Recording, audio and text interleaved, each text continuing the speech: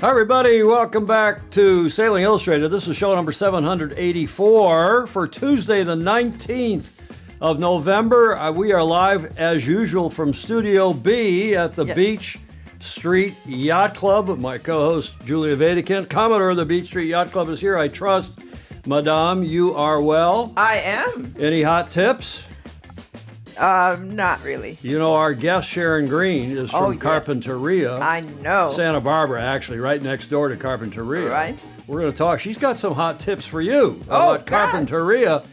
Welcome, everybody. We've got folks on here from all over the world. Chris Fury is in Melbourne. Ed Worley is down in SoCal. Thierry de Jong, likewise in SoCal. Jonathan Frank in Galveston. Oh, Galveston.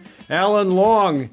Julia, Sharon Green, and all the FOSI. It's gloomy in northeastern Ohio. Gordon Smith in Denmark. Ed Worley, long live the 12s. He likes that opening video of ours, and so do I, thanks to Gary Jobson. Julia, before I do, what are we celebrating? I want to thank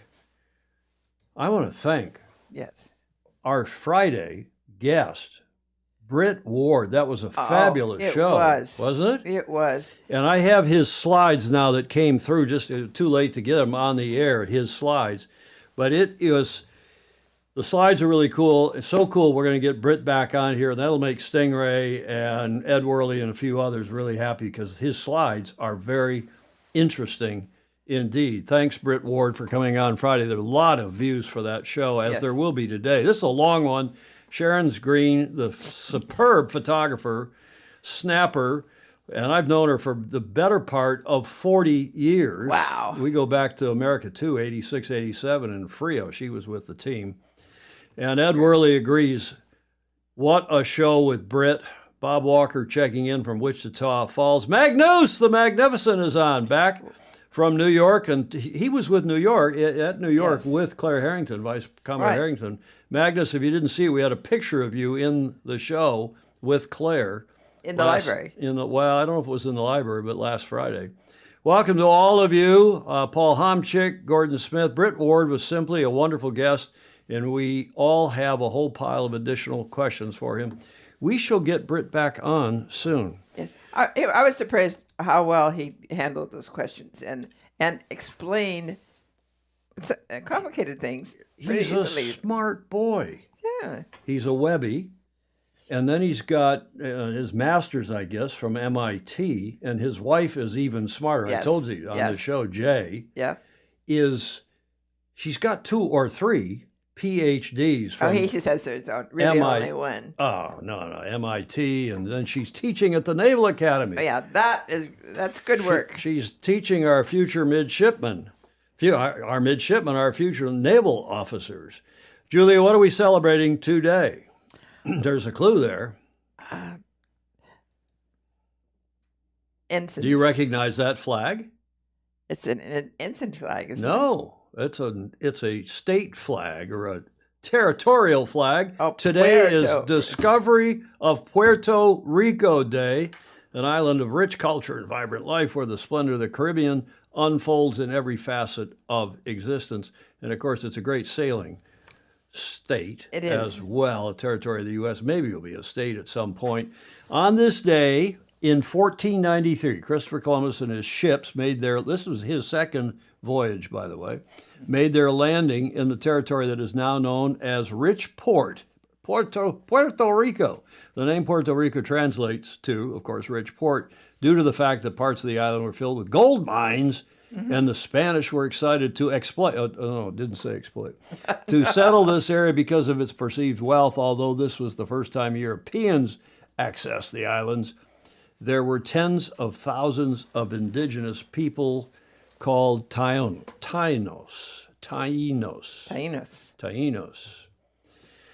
Ruled by Spain for a few centuries, Puerto Rico eventually became a territory of the U.S. in 1898. Following the Spanish-American War, Teddy Roosevelt, today, who was a sailor, and an ice boater, too. Today, Puerto Rico's residents are U.S. citizens, and the government continues to function with a Commonwealth Constitution. Now, more than 500 years after its discovery by Europeans, towns and cities all throughout the western coast of this Caribbean island continue to make a big celebration out of the Discovery Day of Puerto Rico, or Discovery of Puerto Rico Day. In fact, this is marked as an official public holiday in Puerto Rico, which means many schools and offices are closed in honor of the day. So, Julia, we have killed two birds with one stone. Yes. Not only what are we celebrating, but this day in history, because on this day in history, 1493, Columbus landed in Puerto Rico, and he quote-unquote discovered Puerto Rico on the 14th of November, 1493. That painting, do you recognize that painting? I've seen it before, but I don't know where it's from. That painting is by, it's called Landing of Columbus, it's by John Vanderlyn, who was an American painter, 1775 to 1852. And for extra credit, do you know where that painting is hung? It's well hung in the rotunda of the U.S. Capitol. Oh, good. In Washington, D.C. for extra credit. And that next to it, extra credit. Yeah. That name of that painting. Next to it on the left. Crossing the Delaware.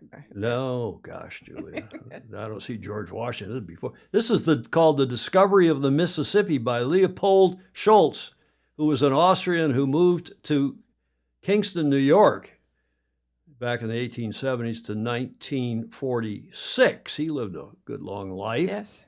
And for extra credit, do you know who that is on the left? That statue? No. That's the 7th president of the U.S., Andrew Jackson. Jackson, yeah. We've seen that, right? Right. I've been in the rotunda. You've seen those paintings? Yep. Fabulous. I lived in Washington for a while. You did, and you were in the White House. Alan Long said he didn't discover anything. They were already there. Absolutely right. That's why I changed it, Alan, to landed in Puerto Rico, even though others say discovered. It's discovered for the Europeans. Alan McGarry is here. He is saying greetings from Calgary. Hello to Sharon Green. He, of course, from Toronto. We've had him on the show 3 times, and Sharon was hoping that he would be on the show. And I think we're very pleased to have him in the chat today. Stingray's asking, were the natives pleasantly surprised to discover the name of their country? Of course. Julia, that's what we're celebrating today, but of course we're also celebrating, as always, the FOSI. Especially the FOSI. Especially the FOSI. Friends of Sailing Illustrated, especially not only those who come on and watch and click the buttons and like, share, and subscribe, but particularly those of you who give us $1 or $2 or more a month as patrons via patreon.com/join/Sailing Illustrated. That keeps us on the air, keeps our studio modern. Yes. I made quite a change to the studio over the weekend. I don't know if you noticed. We got a great big monitor now up here on the top, so as a second monitor. That used to be your monitor.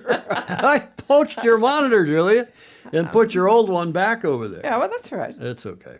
So we continue to make improvements thanks to your support. By the way, besides all the Sharon stuff, which we'll talk about in a minute, I got this I should show it on camera too, I guess. Remember we were talking about William Sutton, the artist from, is he from Annapolis? Tom, it says on the back, with appreciation for fun and brilliant coverage of the 2024 America's Cup. He came on and was watching the watch party. Yes. But you can see, maybe I'll put it on camera one. I never know which one to do it on here. And I haven't taken the plastic off. It just came. I just opened the box this morning, but obviously there is a nice painting. He does, I think it's watercolors is his medium. And the name of that is Tight Cover, Britannia, Tax to cover Luna Rosa in the Louis Vuitton Cup Finals, Barcelona, Spain, September 2024, from an original painting by William R. Sutton, who's our latest and one of, FOSI, one of our latest and maybe even greatest FOSI, like Frank, Jonathan Frank, who's got that picture behind you on the door, up in the upper left corner there behind you, one of his paintings, and he does paintings in oil. Mr. Sutton in water. Fog Machine saying, nice. Yeah, he likes that. Ted Ryman's joining from Cape Town. Clark Chapin replying to Steve Gruber. Yeah, they're back and forth. The Vikings are still waiting for back rent. Graham Sweeney up in Scotland. Always defending the Vikings. All FOSI, all and always deeply appreciated. We appreciate you all very much. I'm going to get to Sharon in a moment. She's waiting patiently, standing by in Santa Barbara. She will be with us in a second. Her studio, it's fantastic, Julia, because we've had any number of other photographers, right. 2 or 3, 4 different photographers who've shown us all their favorite pictures. Which Sharon's got over 100 images today to share with us. Wow.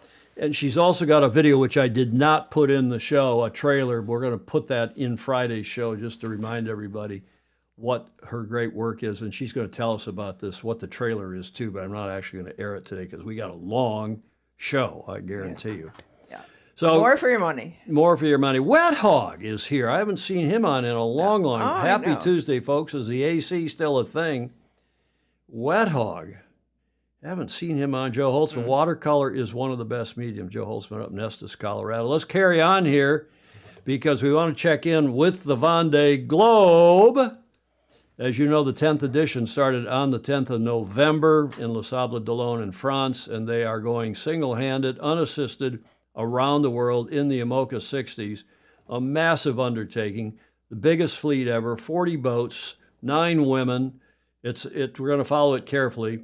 Matthias Collins checking in from Brazil, and we are going to follow this race because there's a lot of cool stuff going on. And here is this morning's weather report, which gives you a tactical understanding of what's going on in this. It's really cool. It is. From Andy Robertson.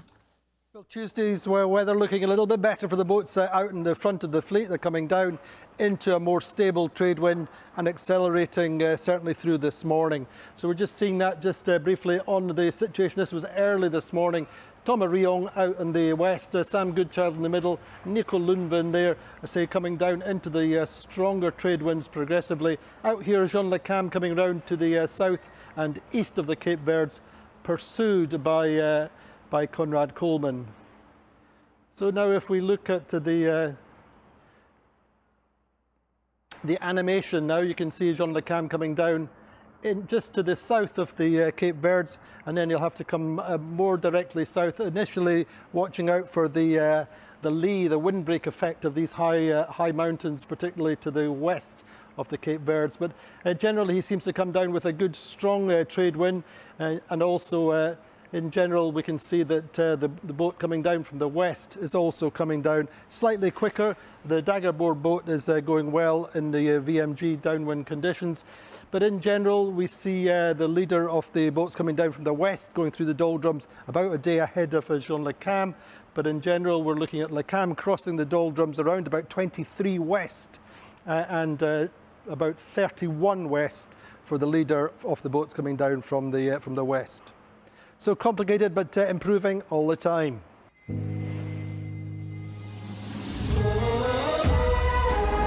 Andy Robertson for the Vendée Globe with that latest weather report. Now here is what's going on in the standings. This was 5 hours ago.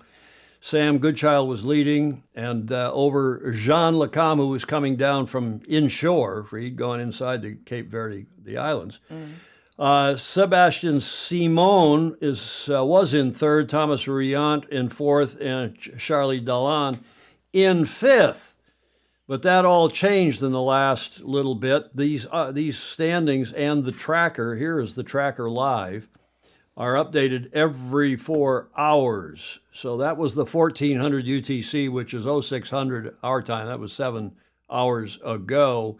And then the most recent update, which was about 3 hours and 15 minutes ago, has Sam in first, Sebastian in second, Thomas Riant in third, Charlie Dallan in fourth, because Jean Lacam has dropped from second to fifth, coming out from behind the Cape Verde Islands. So that's what's going on. That's the latest as of 1800 UTC, which was 3 hours ago. They will update it again in about 45 minutes, and I commend it to you. Look at how close the fleet is packed. Oh, yes. And if you zoom it in, I zoom it out, I guess. Look at that, and you get an idea of how really closely packed they are. We'll see who gets down to Ted Ryman and down to around the Corn, or the Cape of Good Hope, not the Corn, that's the other Cape. And whoever gets there first, and if they can get one weather system ahead of the rest of the fleet, will be in pretty darn good shape for the rest of the race. A little bit like the America's Cup, Julia. Yes. Get to that first gate first, and you got a pretty good shot of winning the yacht race. So that's what's going on with the Vendée Globe, and we will follow that carefully through each of these upcoming shows. Every show we'll update you on that. And as usual, we like to get at the top of the show, since we're going to have Sharon on for a couple hours after this. It's going to be a good one and a good long show, a good conversation with her about her images and so on. But let's get John Emmett's Coaching Corner in before we get to Sharon. Coaching Corner with John Emmett. Now, he, the international man of mystery, is in, you recognize that? Spain. That's where Sir Ben Ainsley trained. And that is what's it called? It's that inland sea. Mar de Cristal. No. Do you see it? Let's get to John. We'll come back. Hi, Tom, Julia, and all the FOSI. You might be able to tell by the lack of woolly hat, I'm no longer in Weymouth, but instead I'm here in sunny Marmanor. It was a very early start. Very pleased for those full English breakfast and lots of coffee at the airport, because it's been quite a long day, but well worth it. I'm here, as I say, near Marmanor, which is probably the first place I ever foiled when I went with Provila and Lily to get a little taste of that.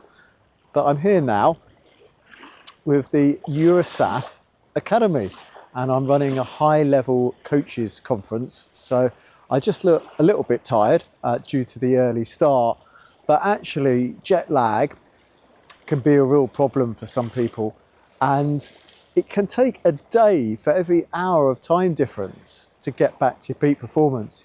If you had perhaps a more office type job, you wouldn't notice that as much as an athlete.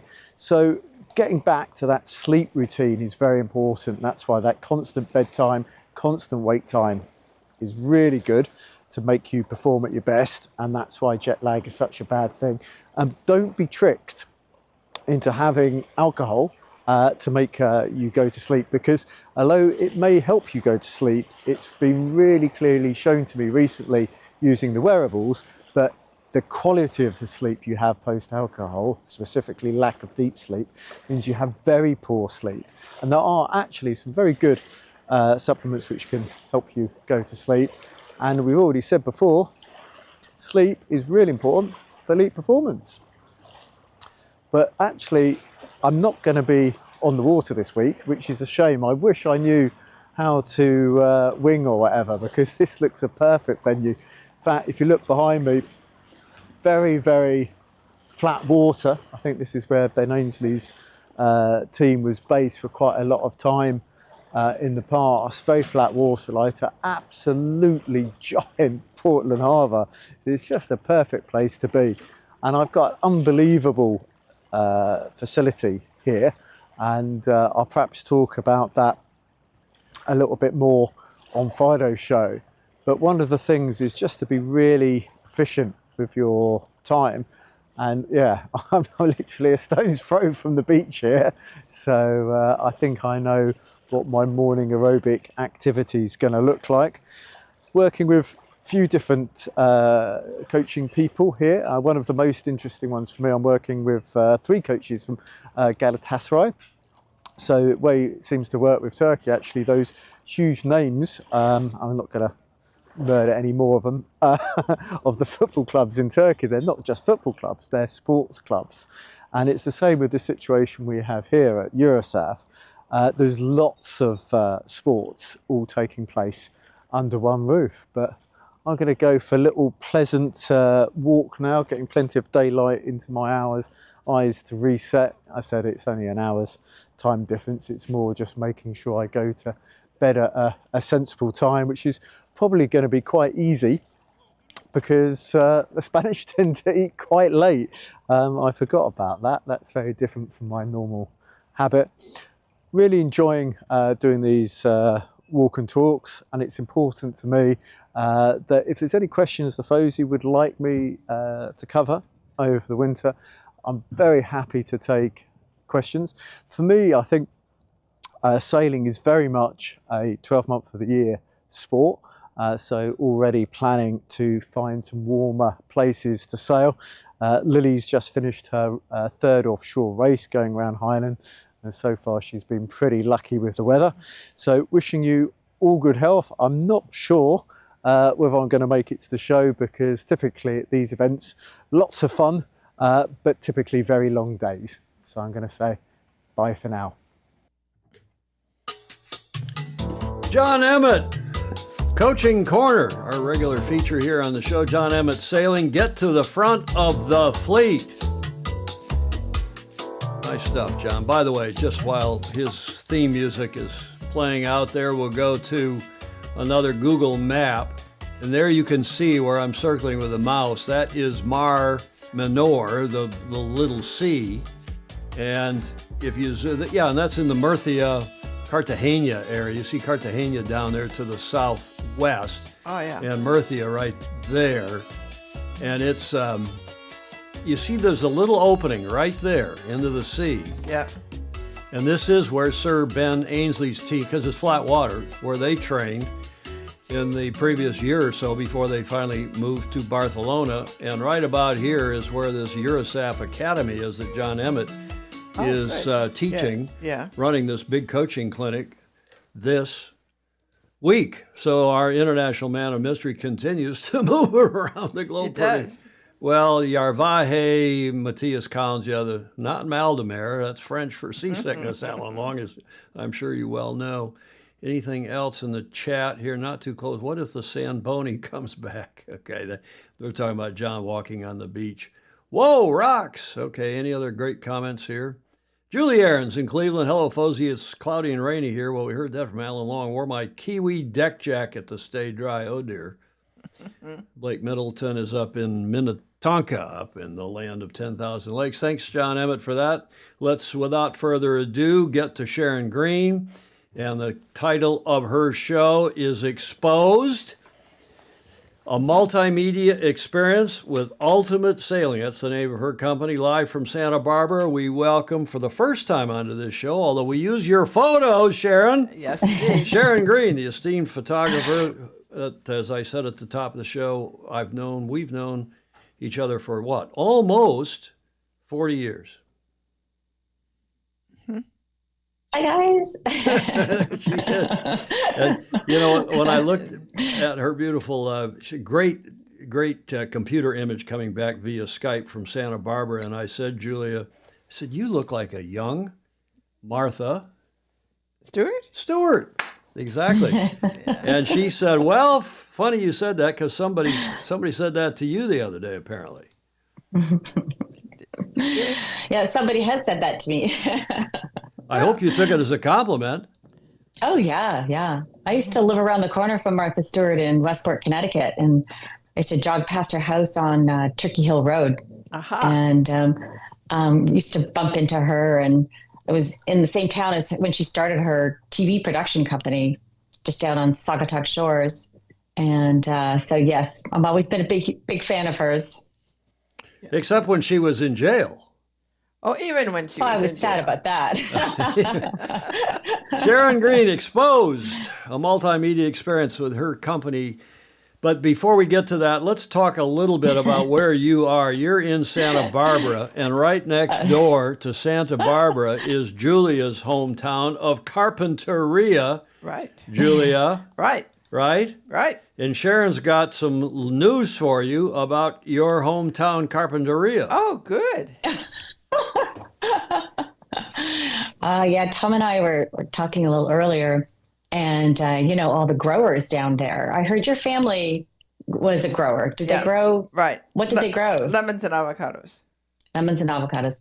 So a lot of the growers that have the big, greenhouses, the flower growers. Right. When they made marijuana legal, a lot of them switched over to that. It was obviously far more lucrative than what they were doing. Yes. And, from my understanding, it's kind of hurt the area because they, when they ventilate the growing area, you smell the smell. And I guess it's been kind of annoying for people down there. I know I would be annoyed. And you can smell it when you drive by at night. Yeah. And if they're venting or whatever they're doing, exhausting or whatever they call it. And it goes straight into the high school. Mm-hmm. Oh, yeah. The smell or the pot? Well, I'm talking about the smell, but the pot probably does too. Julia, what's become your hometown, Carpinteria? Sounds like it's gone to pot. Sorry, I couldn't help it. How many FOSI have had a crush on Sharon Green? That's the other thing, Alan Long. I said to Sharon when we were doing the tech check a couple hours ago, I said, gosh, we've known each other almost 40 years since the 86-87 America's Cup in Frio. And she was with the team. And I said, man, did I have a crush on you then? Yeah. And Alan Long, I didn't call Alan Long up and say, hey, say that in the comments. Gordon Smith wants to say, did I hear that Sharon is going to expose herself? Just for a friend. Exposed. I'm already having high hopes for this. Stingray is saying, okay, that's a great welcome. Sharon, take it away. You're Canadian. Where did it all begin? Well, it all began in Burlington and Hamilton, Ontario, Canada. That's west of Toronto at the very end of Lake Ontario. And I grew up sailing there. And I grew up there. I was born there. My dad, Donald Green, sailed around the world with Irving and X.E. Johnson on the Brigantine Yankee. Oh, great. And I think that was 1950. And it was 18 months. That's him in the upper left corner there. And there he is there, and somewhere probably in New Guinea. And my dad made a movie and wrote a book called White Wings Around the World. And so growing up, we always had like a little boat that we'd sail on, or one that was actually moored off the back of the house. And there's a few pictures of us, a little blurry, a few pictures of us on the boat. And there's my mom off and to the right. And so we always grew up sailing. That's one of the CNCs my dad had called Motivation. So we had a group of junior sailors out of Royal Hamilton Yacht Club. There we are. That's the motley crew there on the right. And Al McGarry, who's on this call, is one of the ones sitting to the right of me. I was the only girl on the team, of course. Of course. And so we were all junior sailors sailing in the junior sailing program at Royal Hamilton. And my dad had a keelboat, which was Motivation. And we convinced him to race in I guess it was probably like a Tuesday, Thursday series in keelboat night. So it was all juniors sailing, and then my dad. And we started winning races in Hamilton, just our little local club, and started winning races. A local club, come on, that's the Royal Hamilton Yacht Club. It's of considerable repute. And we started winning races, and then Dad kind of got bit by the bug. And so we were called the Motivation Super Crew. And I wish I had a picture of one of the T-shirts I designed. But we all had matching T-shirts with the little muscle man, Motivation Super Crew. And we went on all over Lake Ontario to dominate that summer and then summers after that. And then Dad got bit by the bug for racing. So then the next summer, or one of those next summers, most of the summers I went off on different adventures. I had started a photojournalism class in high school. And I really, really loved the darkroom. And I thought I was going to be the next Ansel Adams. So I convinced my parents to send me to this school out in Banff, Alberta, Canada, which is a fine arts school. And I wanted to study under a protege of Ansel Adams. And I was pretty young. There I am there with the big Farrah Fawcett hair. I was pretty young and way over my head. And I got out to school there and realized, I probably was not going to be the next Ansel Adams, but I had a good time in photography school. So this is back in the day, when there was a payphone down the hall from the dorm. I was in a dorm with, other artists and dancers and fine artists. And my mom would be writing me these letters. And she said, oh, your dad is building a boat for the Canada's Cup, which I didn't know anything about. And to challenge for the Americans in this, it's a match race between Canada and the United States. And he's building this boat called Evergreen, and it's being built by CNC Yachts. So in my mind, it was just, like another production boat. I didn't realize it was something fancy and custom. So I come home after photography school that summer. I go back to high school. I forget what year I was in. I was probably 16 or 17 at this point. And all of a sudden, one day in the fall, I think it was early November, they launched Evergreen. I had not even set eyes on it until this particular day. And it was a dreary, drizzly day down in Bronte Harbor on Lake Ontario. And that's my mom doing the christening there with Dad. And this is the first time I'd seen the boat. And it was this bright green with this orange and white stripes. And all these famous people started showing up. Lowell North and Tim Stern and all these rock stars started showing up. So that day, and this is that day, I went out on board, just a boat that was following along behind on that dreary day. And this is one of my first sailing shots I ever took. Wow. And this is Evergreen out there in those seas on Lake Ontario. And then I took a few photos. I think I was just shooting negs. And the builder of the boat, CNC, asked, if I would sell them a photo for a poster. So I did. And so then I, got paid some money and thought, oh, I've already made it. And so Yes. really how it all continued was because of Lowell North. And that was the slide you just saw before. So Lowell was part of the team. And Lowell was taking photographs in black and white. And I just happened to have a black and white darkroom in our basement. And one day Lowell came in and he's doing his sail shapes and his sail photos. He came in one day and asked if he could borrow the darkroom, or if I was interested in processing the film. And so I was like, are you kidding? I love the darkroom. That was like my favorite thing. So I took his rolls, processed the rolls, and then made, 8x10 prints, and which, Lowell would look at his sail designs using those prints. So I immediately figured out I had a job. So Evergreen went on to campaign, to train and sea trial that year down in the SORC in Florida. And it was a radical boat with a centerboard, all kinds of crazy hydraulics, a force spreader rig, and all kinds of crazy things happened. So this particular photo, this is one day, this is actually one of the very first days of the trials. And we're out there on Lake Ontario, and I'm following behind, probably just in a little Boston whaler or something. And I just gotten a new camera with a power winder on it. So this is the day of film. Everything was manual. And the power winder, accelerates the film through the camera. So you just press on the shutter and the film starts to go through instead of pressing each time. And so I, have one camera body, one lens, and I'm shooting away. And, Evergreen goes into this, whole crash and burn sequence. And that's Al McGarry there on the port rail there, just about getting decapitated there by the main sheet.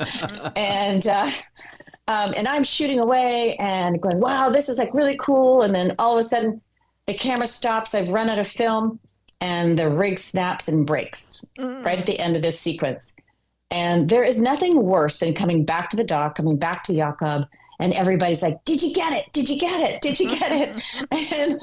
And I was like, I learned a lesson to count how many frames I've got on the film and not to get too heavy-handed with that motor drive or power winder is what I had at the time. So I was determined at that point. I was going to get the next time a rig came down, I was going to be there. So Evergreen went on to campaign. It's a very lengthy trials between the Canadians and the Americans, and the Americans held the cup that year. So this is 1978. And we became quite the Evergreen family and the stars of, Sports Canada, anything, because we went on and through, rigs breaking, running aground, ended up winning the Canada's Cup and bringing it back to Canada. It was quite exciting at the time. So that was my very first job while I was still in high school. And also back in those days, people could call information and say, could I have Don Green's phone number? And I would intercept these phone calls, and people really wanted a picture of the boat signed by Don Green. So I started a little business in my parents' basement, selling photos, the color stuff I had to take to a professional lab, but selling photos. And then I would intercept these phone calls, and then I have my dad sign the prints and sell these photos. So that's really where it all began. Mm-hmm. And you went on to bigger and better thing. I mean, not better even. That was pretty cool. And let me stop there because there's just getting in from Miami. Fritz Mueller is saying Alan Long must have been a Rob Ball design. Is that true? Yes. Wow, that's pretty good. See, I told you those FOSI were a smart lot.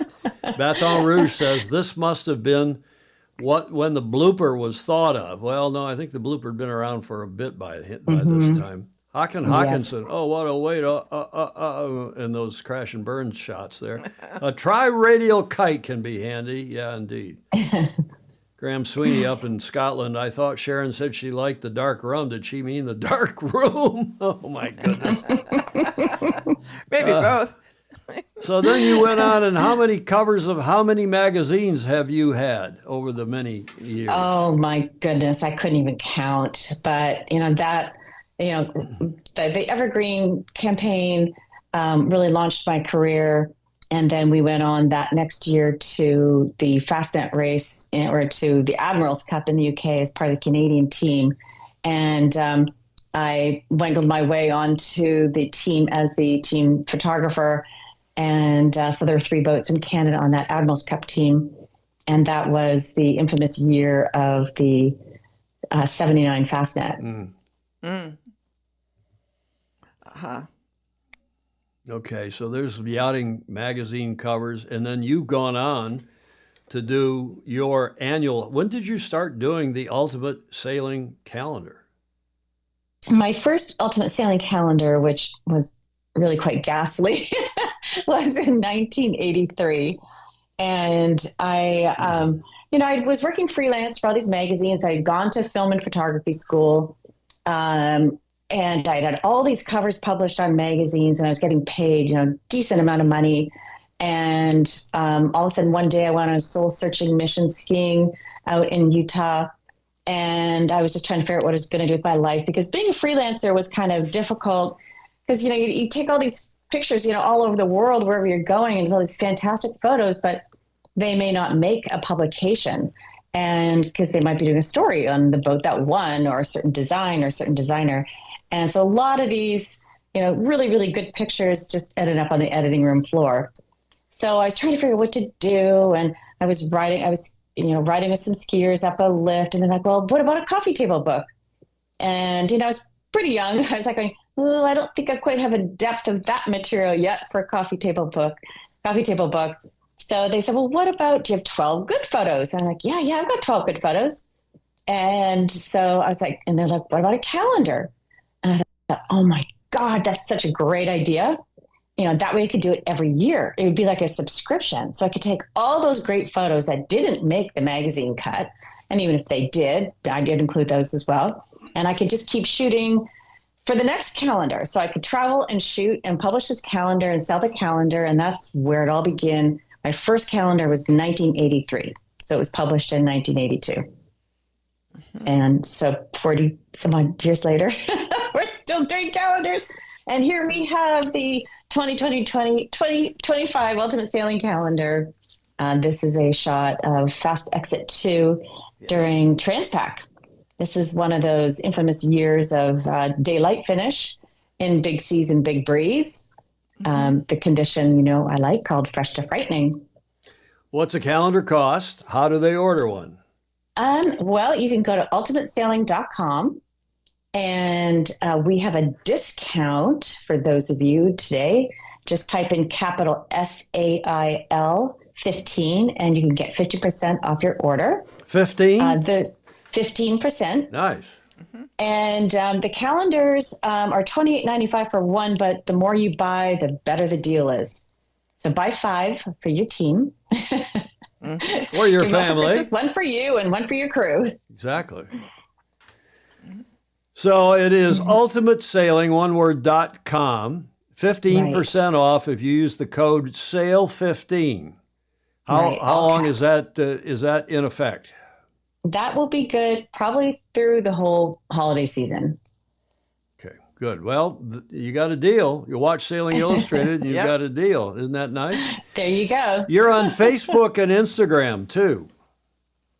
Yes. So if you want to follow us or follow me and what I'm up to, Facebook, it's Sharon Green Ultimate Sailing. And Instagram is Sharon_Green _ Sailing. Do you have any idea, any of the demographics of the people that follow you on Facebook versus on Instagram? There's a pretty big difference. Facebook's a bunch of old farts like Julia and me, right? And Insta's a bunch of young people. Facebook is definitely the older crowd, but I really like Facebook because the posts that I do, I like to really curate my posts. When I'm doing something, on an event that I've just done, I really curate my posts. And I often post to my personal page, which is just Sharon Green. You can also go to that too, because almost all the posts are public. And I'll share it over to Ultimate Sailing.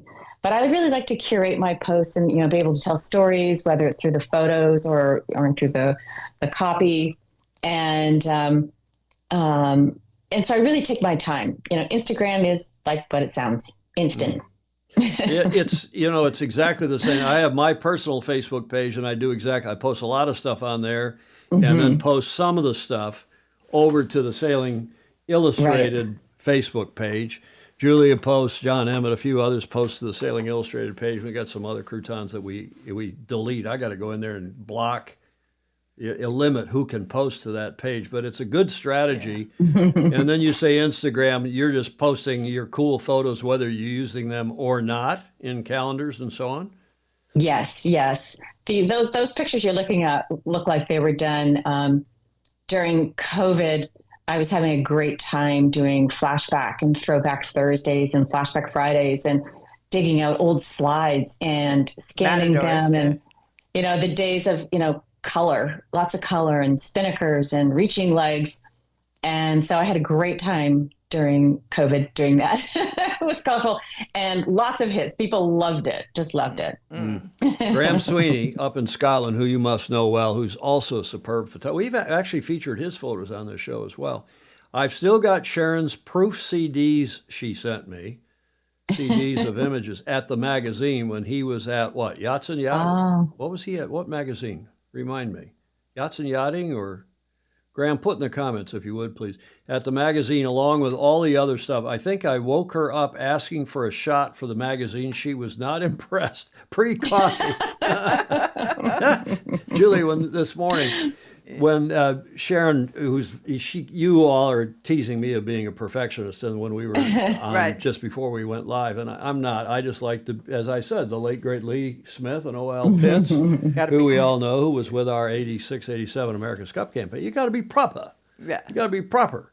And Sharon is proper. In fact, she said, well, I'll Skype you right now. We'll test the Skype connection and so on. Yeah. But she said, I got to go take a shower because I'm in my workout clothes. I said, don't worry. I'm in my New York Yacht Club bathrobe. She went and showered, came back. We got on and I'm sitting here in a bathrobe. My hair is all a muss.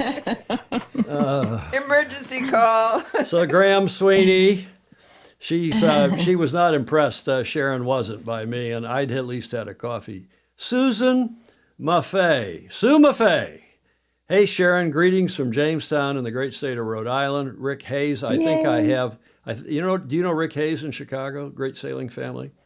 I think I have every ultimate sailing calendar made. Wow. Ken Saban saying hi from the western end of Lake Erie. Stingrays, for events like the Vendée Globe, not Globe, do you have to take the photos in French? You never know with Stingray if he's going to say something funny or foul or somewhere in between. Okay, we're already to 100 comments.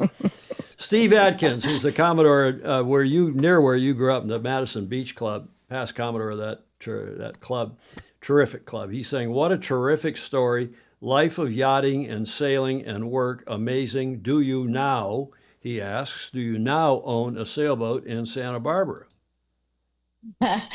Well, I sail other people's boats. Oh, PBs! And it's a great sport. I approve. Yeah. And we have a powerboat. Sorry. But sometimes it's a photo boat too, which is great because sometimes I need that. Your club, we haven't talked about it, but last time I saw you, I think live and in color in person. Well, no, we're live and in color now. Was at the Santa Barbara Yacht Club just before the start of the Santa Barbara King Harbor Race, which is an annual cool big boat regatta. You go out around which island is that? Leave at the port. Anacapa. I think it is Anacapa, and then you go across and you go all the way over to which is on the other side of L.A. San Pedro Bay, San Pedro, the Angelitos call it. Good race. And if you ever get to Santa Barbara Yacht Club, well, you probably don't want to be pinged by all of your fans. You do nothing but be at the yacht club all night and day. Yeah. You'd be at the yacht club. Look at all the comments, Julie. A good time for you to remind us. Yes, be absolutely sure you go back and read the comments because we don't get a chance to read them all as they go through. Indeed. Graham Sweeney, it was Yachts and Yachting, where he was an editor for many years and a writer, and maybe was the photo editor too.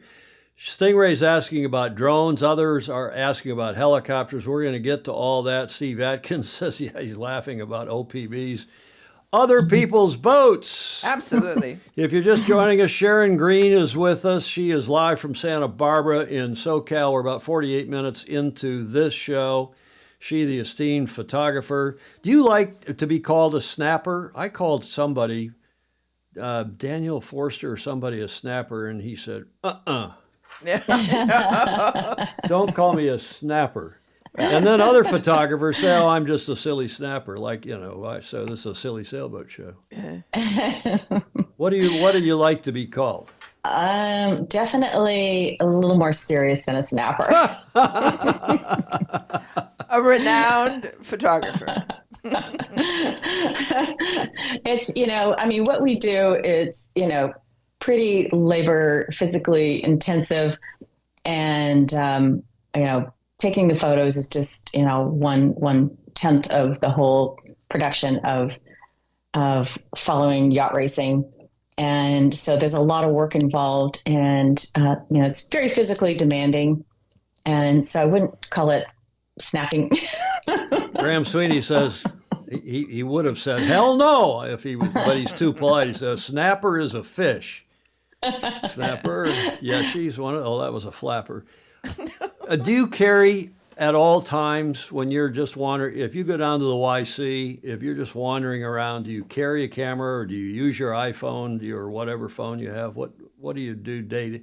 What's your daily driver if you're not out with all of your gear? I'm really good with my iPhone.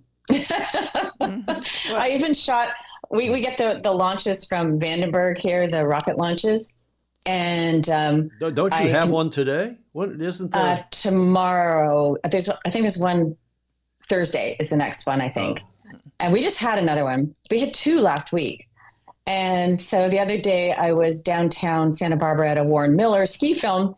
And I was like, I got to get out of here before the rocket goes. I have a little app on my phone.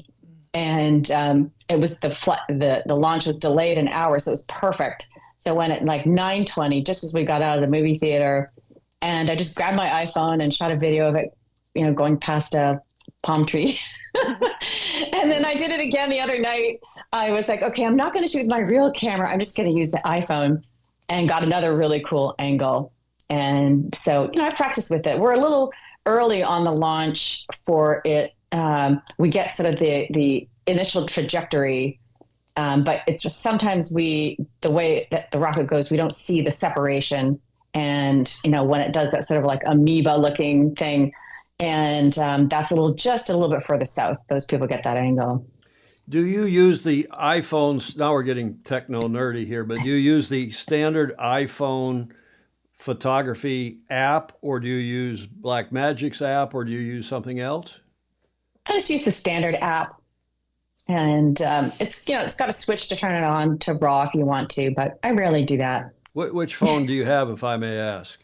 I think it's a 13. What's the most recent one? Most recent is 16. It's just out. Oh, really? Yeah. Then I must have a 15.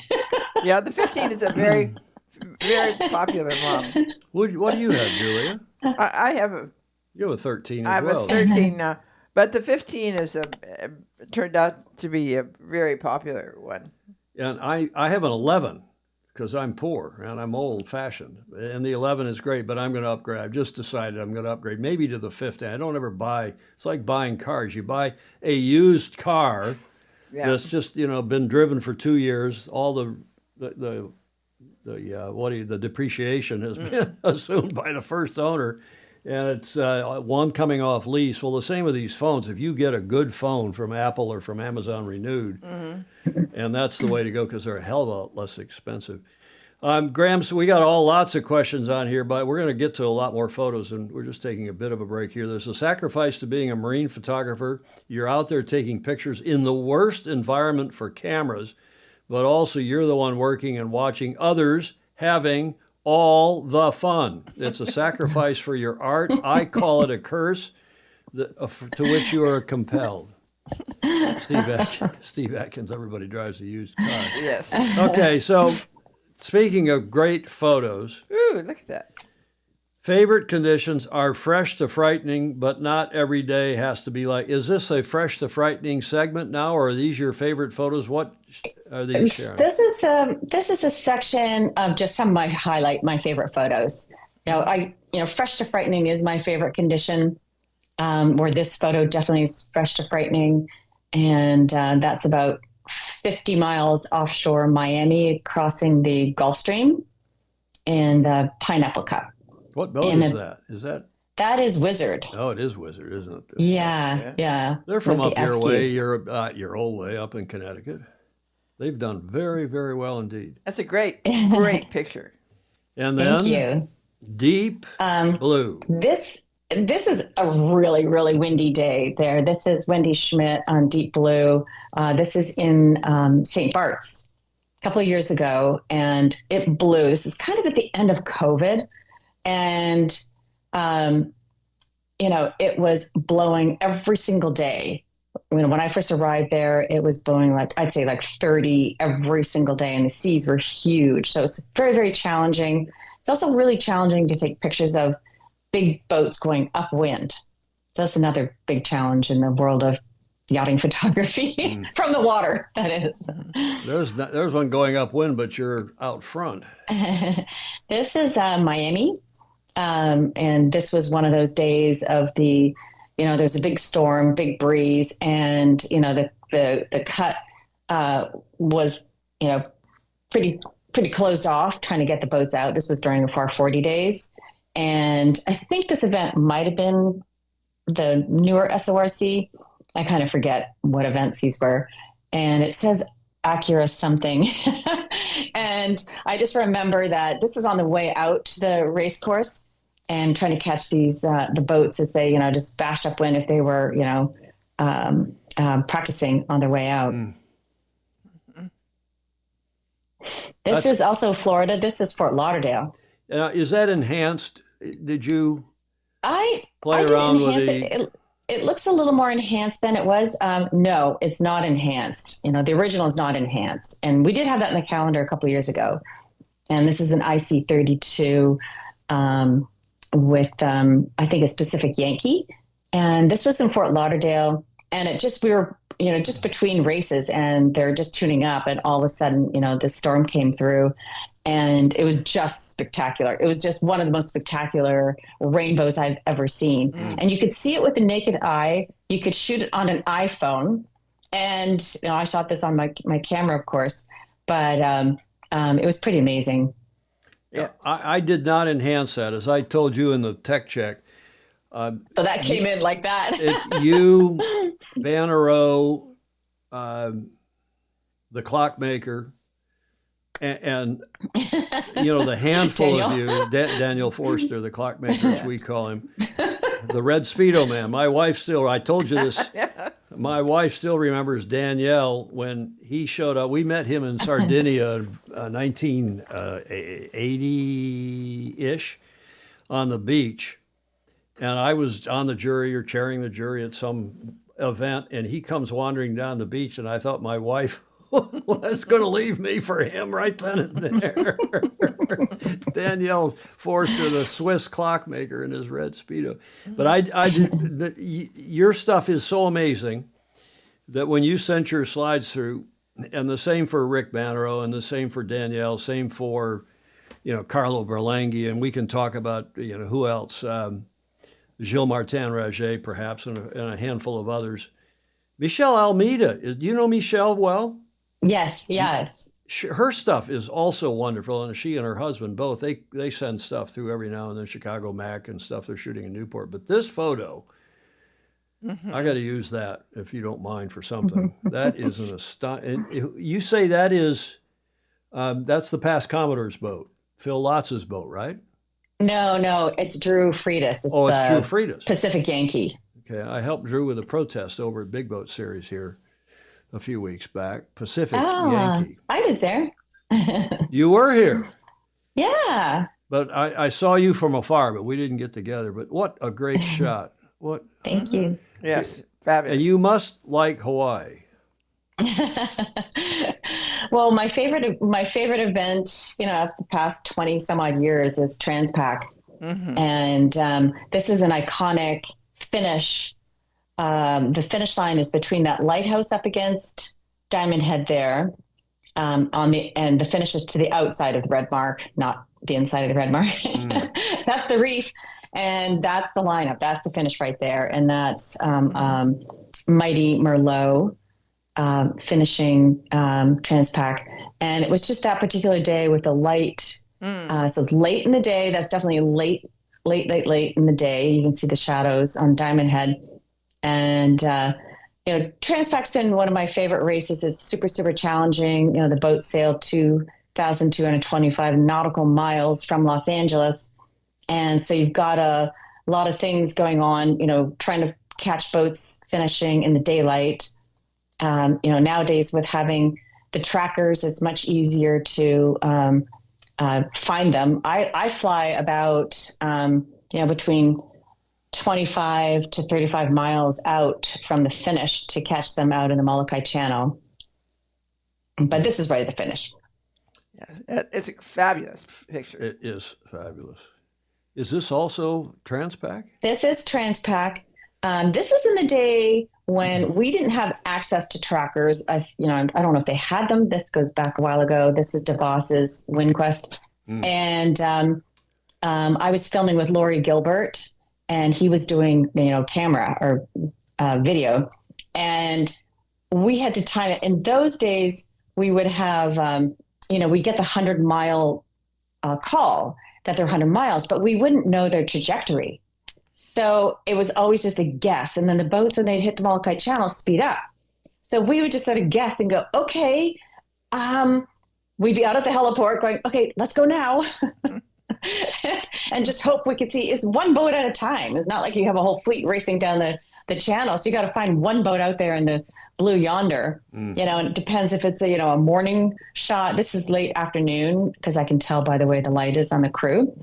And this one I know was just a guess to actually time it to get it. And this is one of my favorite photos. Are you on a heli or are you in a power boat? Oh yeah. That's a heli. Yep. So all those shots are heli shots. Yes.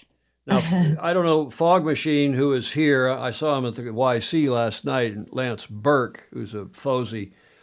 Chris Lewis, you know Lou? Chris Lewis, who's a famously good sailor here. His comment is, Chris Lewis had to talk the crew into putting on their team shirts for Transpac Finish because he knew you were coming. Well, I address the skippers meeting. I have the best job at the big skippers meeting. And so this event's every other year. And there's a lot of work, a lot of logistics. And when I first started photographing Transpac and Transpac finishes, the guy, they're coming downwind and yeah, it can be hot.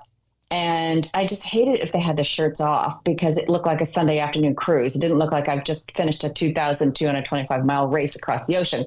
And so when I address the skippers meeting, I say, if you see the helicopter, because I'll fly way out there, all the way, past Molokai, and I'll tell them if they see the helicopter coming, clean up the deck, put the owner on the helm, and put your shirts on. Lovely. And they take me seriously. Well, they should. Yeah. That was in unison. Ellen Long is saying they're all fabulous. You, Sharon, have achieved your goal of being the Ansel Adams of sailing photography. Oh, Ted Ryman down in Cape Town. Yeah. In the RSA, the Vendée Fleet's about to leave him to port, personally. I'm blown away by these photos. Amazing. I'm blown away by this one. Tell us, please. Okay, this is the Transpac finish. So that they just crossed the finish line. So you can see the crew all standing up there, shaking hands, and they usually, hug and jump up and down. And that's a huge moment. And it's really, really important to us and those who cover Transpac that we cover every single boat that finishes in the daylight. It's pretty hard to do the evening stuff if they finish in the night, but we try to cover every single boat. And in this particular day was just, spectacular, obviously getting quite late as the sun's about to drop there. But yeah, I love this one. Do you know what boat that is? That is, oh God, it's been on the cover of the calendar. Manouche Machete. Manouche Moshayetti from Newport Beach, Rio 100. Yeah. Rio 100. Yeah, well done.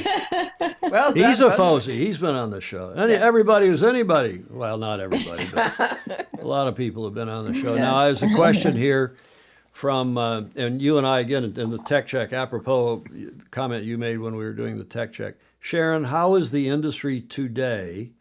Do you think that younger photogs have this is from Graham Sweeney.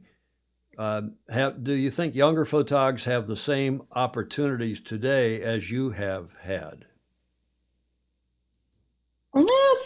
That's a pretty big question. The industry's changed so much because of social media and the demand to have pictures now and immediately right this second, transmitting from the water or from the boat. And, we have all those incredible opportunities to do that.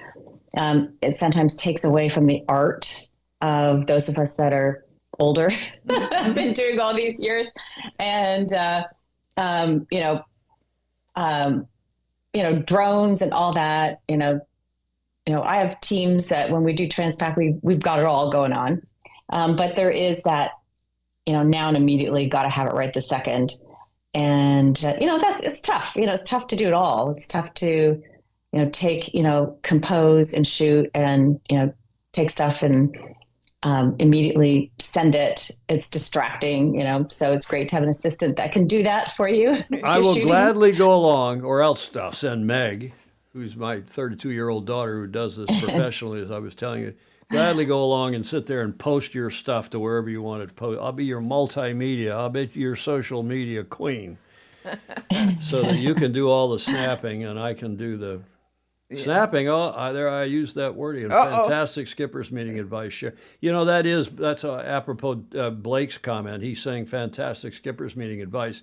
That probably applies to a lot of different events that we do that at Governor's Cup. You know that I go down and help Andy Rose and co at Governor's Cup because we do the television. And then we have Tom Walker and we have Mary Longpree, both of whom are FOSI, have been on the show. And we talk to the kids and we say, look, we're going to do this, we're going to do that. And I wish more people, maybe, Sharon, maybe just showing your photographers, your photos rather, maybe you should do a seminar for photographers here on the show like we did with PR when we did Bernie Wilson, remember? Oh, yeah. We had Bernie Wilson on, and one of our most popular shows ever, and he said, I'm a working stiff. You know Bernie, the Associated Press down in San Diego, been covering our sports since forever. And one of the few traditional, mainstream media types that covers our sport to this day. And he did, on the show, here's what I need from a regatta in terms of press releases, I don't need a lot of stuff, but here's what I do need. And then we had somebody else came out and did the opposite. Well, here I am as the PR manager for major events, and the guy's passed away. He's from the Gulf Coast, from Pensacola. I've forgotten his name. And those are two of our most popular shows. Maybe you'd come on sometime, Sharon, and just do a short segment. Here's what I, as one of the world's best, I'll say that, you don't have to say it because you're too modest, but one of the world's best sailing photographers, here's what I need. And here's what you can do for me when I show up to shoot your regatta. Yeah, I'm always amazed at the communications differences now from, let's say, the Transpac in the 60s. And positions were reported theoretically correctly once a day. And there was no internet, no nothing. It was all by phone. And he had to wait and pretend that who was ever giving the positions was doing it correctly. Well, exactly. Alan Long says, we have a guy in northeastern Ohio that captures a lot of our racing and photos. Dave Matthias has a great eye without all the aerials and stuff. A related question, Todd Jordan asking, who among your peers, Sharon, have you had the pleasure to work with? Besides, obviously, Daniel, you should do a lot of stuff for Rolex. Pretty much all of them. Yeah. I just came from, Barcelona working on the America's Cup, where pretty much everybody was there. And I either saw everybody there or even Newport last summer, a group of us, Daniel Forster, Carlo Berlenghi, Anna Vanderwall, Dan Nerney. We had a panel at the Arts Museum. And so, between some of those events, I went to Saint-Tropez for Les Voiles and then down to Barcelona. And Barcelona is where, you pretty much run into everybody at an America's Cup. And that's one of the things I love about the America's Cup. And we couldn't do when it was in New Zealand since we weren't allowed in the country. And, it's one of those events where, the whole world comes together and the media center, everybody collaborates and you get to see what everybody's doing. And then you're all on these same boats together. So you're all getting the same photo. So it's not anything that terribly unique, but you get to say, oh, you're using that lens and you're using that lens and, this and that. And, we have a lot of fun as well. But it's just great, especially when we were in New Zealand during the beginning of digital. And we all learned 2003. Yeah, we had no idea what we were doing. 2000, and everything from having the computer and getting these digital cameras. We had digital backs, is what we had, and we're like, okay, so what software program are you using, and how do you download this card? And it was a lot of fun, and we learn a lot from each other at these kind of events. That's the same for streaming. I mean, that's what we've done. You know who we've learned everything from, or I have by watching YouTube videos and calling a few people? The gamers who were streaming their games. And some of these guys and gals make a lot of money streaming their games onto, Twitch. The other people, and particularly because of the pandemic, COVID, we've learned a lot from the houses of worship, because they started streaming their services, their worship services, online for people who couldn't come because of COVID or were shut in or otherwise. And that's how it's all self-taught. You guys were, you were a pro before you were doing all this digital self-teaching, right? Well, I grew up in the old days of, everything was manual. It was film or slides. We were shooting transparencies, and everything had to be perfect. There was no wiggle room. You couldn't be a quarter stop under or over. And you couldn't just look in the back of the camera and go, okay, I got the shot, I didn't get the shot. You'd come back from an event with, rolls of film and drop it off at the lab. And maybe day one of your cameras wasn't working. So you might have lost the whole entire shoot. You didn't know. When you're traveling, especially if you're somewhere remote where you can't drop off the film and have it the next day, you couldn't see if there was anything going wrong with the cameras. Let's go on, because there's a bunch more photos here I want to get to. That. That is fabulous. What's that? Is a J boat? Is it? That's Svea. That's in Newport at the J-Class Worlds back in, I think it was 2017. And that's with an underwater housing. Oh, really? And I think there was a picture of Daniel Forster and I together shooting at the same time, similar housing.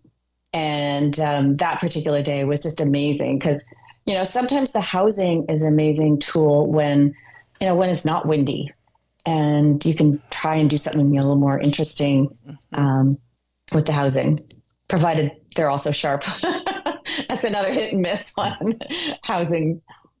Our Renaissance man, Jonathan Frank, down in Galveston. Oh, Galveston. Composition and contrast is the key. Boy, howdy, do you nail it, Sharon. He, of course, is the painter. He's a 777 pilot, and he's a Renaissance man. He's the one that did that painting behind Julia that we pointed out up in the upper left corner there a few minutes ago. But, man, that is a fabulous... It is. Unretired.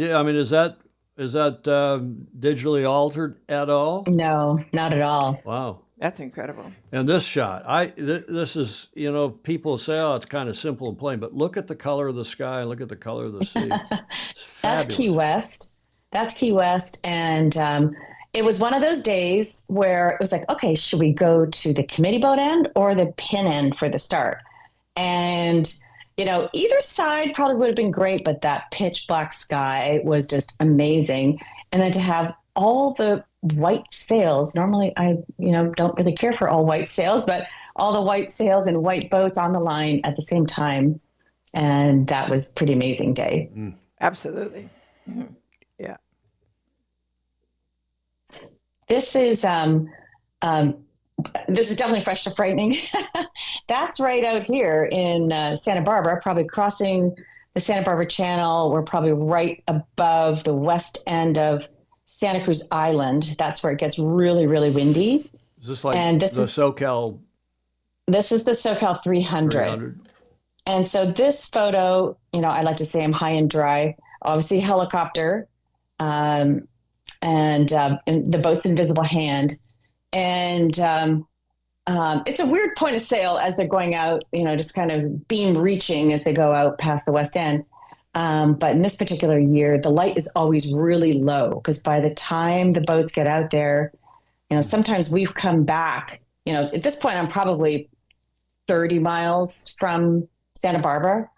And we've flown as far as 50 miles all the way from the airport in Santa Barbara and had to turn and go back. And you can see how low the light is there. So, it takes them a while if they start around 1 or 2 in the afternoon by the time they get out there. Because typically the starts here in Santa Barbara, it's usually pretty light. So it can take some time to get out there. And one time we came back, we literally landed as the sun went down. Jody Shields down in Wanji, north of Sydney, saying, I love when I'm on a media boat with photographers and videographers. They all want a different angle. Jody has done a lot of commentary for Sail GP and otherwise. Clay Embley normally in Kentucky, but he gets around. Sharon, were you involved with a company called Green Flash in Newport, Rhode Island? I don't know. That doesn't sound familiar. How long ago? Yeah, that's a good question. Steve Atkins saying, amateur shooting Kodachrome, I felt lucky if I got 3 out of 36. Okay. Great old traditional spinnaker shots. I missed those. Is that Big Boat Series? That's here, isn't it? Oh, it is. This is the one that I always tell the same story. I did it this summer when we did the panel in Newport, Rhode Island. And I always tell the same story. So you have to think back to the early 80s. It's San Francisco Bay. Everything is manual. All the cameras are manual focus, manual exposure. Everything is manual. This is Kodachrome 64. And I'm in probably a Boston whaler out of St. Francis. And I was doing a show in Toronto for a group of sports photographers and put up this picture, and somebody put up their hand and said, "Hey, how did you get all those boats to line up like that?" And every time I see this photo, I have to tell that story, because if only I could say, "Hey, you guys, I didn't get the shot. Your spinnakers weren't in line. Can you go back and do that again?" I wasn't ready. I was drawing my lens. I was loading my camera. The boat was in the wrong position. Can you guys go back and do that again? So that's always the story. It's a lovely story. Yeah. How'd you get all these boats to line up? That was the same thing. As I told you in the tech check, Yeah. we use that as our outro slide. And I start here zoomed out like that. And then it does a, who's the guy? What's his name? Who did the move? Started moving the camera around. Ken Burns. Ken Burns. Thank you, Julia. See, that's why we have Julia on here. Get somebody from Stanford who knows what she's talking about. Ken Burns effect, and it zooms in slowly, so it makes it looks like the boats are coming at you. I think I showed that to you, but that's our outro slide, and I love that slide, and I love colored spinnakers. I love symmetrical sails. Do you remember the shot, Sharon, from Frio? And I think it was a Danielle Forster shot at me. I don't remember who it was. In '86, the '86 Worlds, February of '86, and it was the 12 meters are all lined up coming down the top reach, I guess, and somebody was at the bottom mark. And it's one of my favorite shots of all time. You remember that? I don't know who took it. I think Danielle did. I was there too. Were you shooting? But you were with our team. I wasn't at the Worlds. I was still with the Canadians, remember? Oh, you were? I was True North at that point. That's right. I forgot. But I used to come over and party with you guys. I wonder why.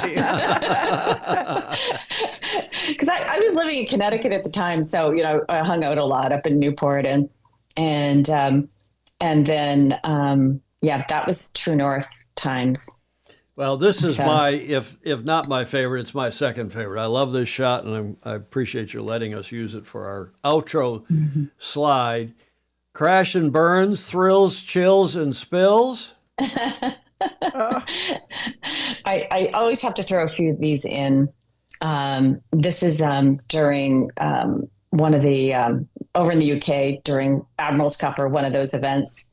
And there's a whole sequence, and I was digging through trying to find the sequence, but anyhow, I believe that's where that shot is. Admiral's Cup.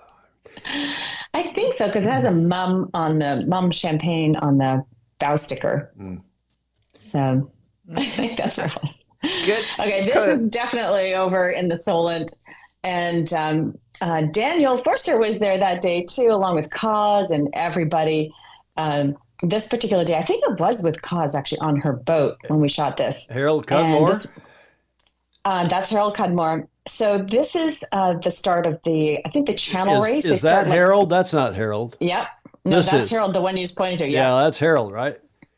And so this is a funny story. So this is the channel race. So they start later in the day, and then they go all night, and then they finish the next morning. So we went out, we probably went to the Needles and then turned around, then came back down. And the plan was that night we all would get together, all the photographers, the journalists, everybody got together that night. And there was That's this a one peer restaurant. view. I can't remember the name of the restaurant. Daniel probably remembers. And so we came along Jameson at this particular point, and you would think somebody like Harold Cudmore, who actually lives there, would know about this one rock. I don't think he lived there in those days, though, did he? Yeah, I don't know. He may have lived there by then. And so, this is one rock. I've actually been on board a boat and hit that rock. And they hit this rock. So then, we take a few of these photos. We go in, we go for dinner, and we're sitting at this really nice restaurant, big place. And it had different rooms. And all of a sudden, there's the whole Harold Cudmore gang are there as well. And so we're all sitting together, and it's probably like Carlo and Cause and Daniel and everybody's there. And we're sitting at our table, and all of a sudden this waiter walks over, and he's got a whole tray of shots. And he comes over and he goes, and it was all Jameson. And he goes, this is from the crew, and this is Jameson on the rocks, and gave our whole team these drinks. I mean, it was one of those moments that was just so hilarious. That was really funny. Great. And very, very amusing. Yeah. Mm-hmm. Another one. Look at this. Far 40. I just always I mean, this is San Francisco, I believe. Yep. And when we probably have one of the worlds there or something. And I just always love people when they name their boats. Do they ever think they'd end up in a position like this with a name like that? How about the guy? This is almost like one Australia sinking in San Diego. You see people being flung off the boat here. This is in Newport, Rhode Island, and this is the Maxi Worlds, and the boats were coming in from a distance race, and they were just finishing, and the seas were massive, and we come in to go back out to do the finish, and I think we're just like in a Mako or something, and it was just walls of water trying to get out. And when we get out there, and I didn't take my camera out of the case, I was probably using a cooler or something at the time to keep my cameras dry. Once again, this is the days of everything was manual. And, you couldn't see what you got on the back of the camera. Like you look down, you're like, oh, I got the shot. And so this particular shot, I'm shooting. I heard the rig break. I pulled the camera out and got, something is about to happen. I heard the rig break, and I went, oh, darn, I don't know if I got the shot with the rig breaking. And Tom, if you could forward to the next shot. There's the rig breaking. Okay. This is Longobarda, isn't it? Right. So if you go back to the frame before, you see the guy flying through the air. See on the back of the boat, he's flying through the air. And then if you go to back to the next shot, you see him, he's landing face plant on the deck there with his feet up. Oh, yeah, right. And there you get the rig coming down. Right here in the back. This is him. Yeah. Oh, dear. And so I didn't know for days I had gotten the shot, let alone was it in focus.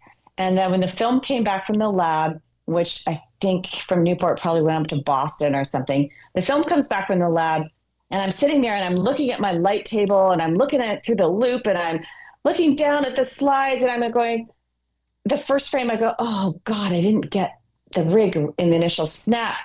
And then all of a sudden I see this guy flying through the air. I'm like, oh my God, what's happening here? I didn't see it when I was shooting it. You're concentrating so hard on focus and, framing and keeping lenses dry. I didn't see that. And then I didn't see, his face plant at the end. And he didn't even break his nose, apparently. So there you go. Now, how many? I've got my rig breaking shot. How many, when you're shooting this, and you've pushed the shutter button down, how many shots did you actually take, do you think? Well, in those days, it was 36 frames, so I couldn't have taken more than that. But did you take 10 or 5 or? I think the sequence. I have the sequence actually probably here in my office. I think the sequence is probably a good solid 20 or 30 frames.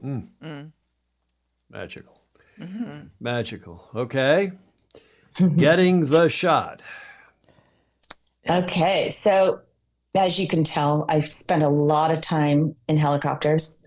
They call me the helicopter mom. A helicopter parent. Yeah. That's Key West, and that photo's by one of my colleagues, Steve Lapkin, with a fisheye lens, which is a really cool visual. Mm-hmm. And so, yep, and his door's off and strapped in, somewhat strapped in, and somewhat. And the key to really getting the good shots is to have a good driver, a good boat, a good driver, and a driver who knows what is going on. And in this case, this is Rob Grant, who lives in Santa Barbara now. He's driving. This is Big Boat Series, or an event up in the Bay. And, I love working with Rob because he knows everything about what's going on. So all I have to do is concentrate on shooting, focusing, keeping my lens dry. And he's telling me exactly what's about to happen. And it's fantastic. It's great teamwork. Yeah, it's like umpires. If you have somebody driving, did I go too far? Did I go there? If you have somebody who is driving the boat that is also a good sailor, that helps a lot, even though these days the umpires tend to drive themselves. But it helps so much to have a good driver when you're out on the water. Mm-hmm. So this is just, a setup with equipment. There's phone line, that's cooler. my older equipment. It's a big, hard case, and I don't use the coolers anymore. But it has wheels, and is that's it Pelican? Who makes it? This one is made by I forget the name of it. You can looks kind of like see it on the Think top. Tank. Think Tank. Think Tank's the insert. Oh. That's the liner on the inside, and the outside is made by, I think it's a company here in Southern California. And they're a little bit lighter than Pelican, and it's the shape I'm after, not the big flat ones with the big lid you have to open if there's a great big wave coming and you get soaked. So this one's deeper, and I can put the lens on the body, and then a smaller lens, and then another one with a wide angle lens in the same case at the same time. Mm-hmm. So you don't dare start changing lenses when you're out on the water. Are you shooting Not a good Canon thing to do. all the time? Yes. Mm-hmm. Have you been using Canon since 40 years? Yes. Okay. Never Sony? No. The only other camera I've ever had was when I first started. My dad gave me my grandfather's camera when I first started that year in high school, and that was a Voigtlander. That was one of the first semi-automatic cameras that had the little eye in the needle. Missed it. Any scary moments? This is a question from Steve Adkins. Any scary helicopter moments? There's been plenty of those. Have you ever had one go down while you were in it? Well, there was one sequence there that we took it out of the show, but during Transpac, we were photographing Comanche coming in, and we had to fly way out past Molokai. And I was in an R-44, so a pretty small helicopter to do that kind of distance. And I was, communicating with Stan Honey, so we knew where they were. Plus, with the trackers and everything now, it's pretty easy. And it's late in the day, and we knew they were going to finish in the dark at Diamond Head. So we flew way out past Molokai. And I think the lighthouse Kalapapa, and it was like raining on the island of Molokai, and we got the doors off. It was actually kind of cold, and we're flying out there, and we knew we only have about 20 minutes before we had to turn and go back, and because of the light. And so we get out there, we're circling around, we see them, and all of a sudden there's just this ray of sunshine through through the rain clouds, and lights up the boat. And we've got them, and they're on this point, they've just jibed over. So they're on port, which tends to shadow the deck when the sun is really low at that time of day and at Transpac finishes. So I'm waiting for them to jibe back over to starboard, because they had to, otherwise they were going to crash into the land. And so all of a sudden they're getting ready to jibe and go back over to starboard, which would have lit up the crew and the boat. And all of a sudden the pilot goes, "We got to land." And I mean, I didn't hear anything. I just felt like he powered down. I felt like we were powering down. So we're just kind of hovering around, and I'm with a cameraman who's in the back, and this is his first time really being in a helicopter. And we're really, really far from shore. And the pilot goes, we got to land. We got to go to Molokai. And we're trying to get back to Oahu.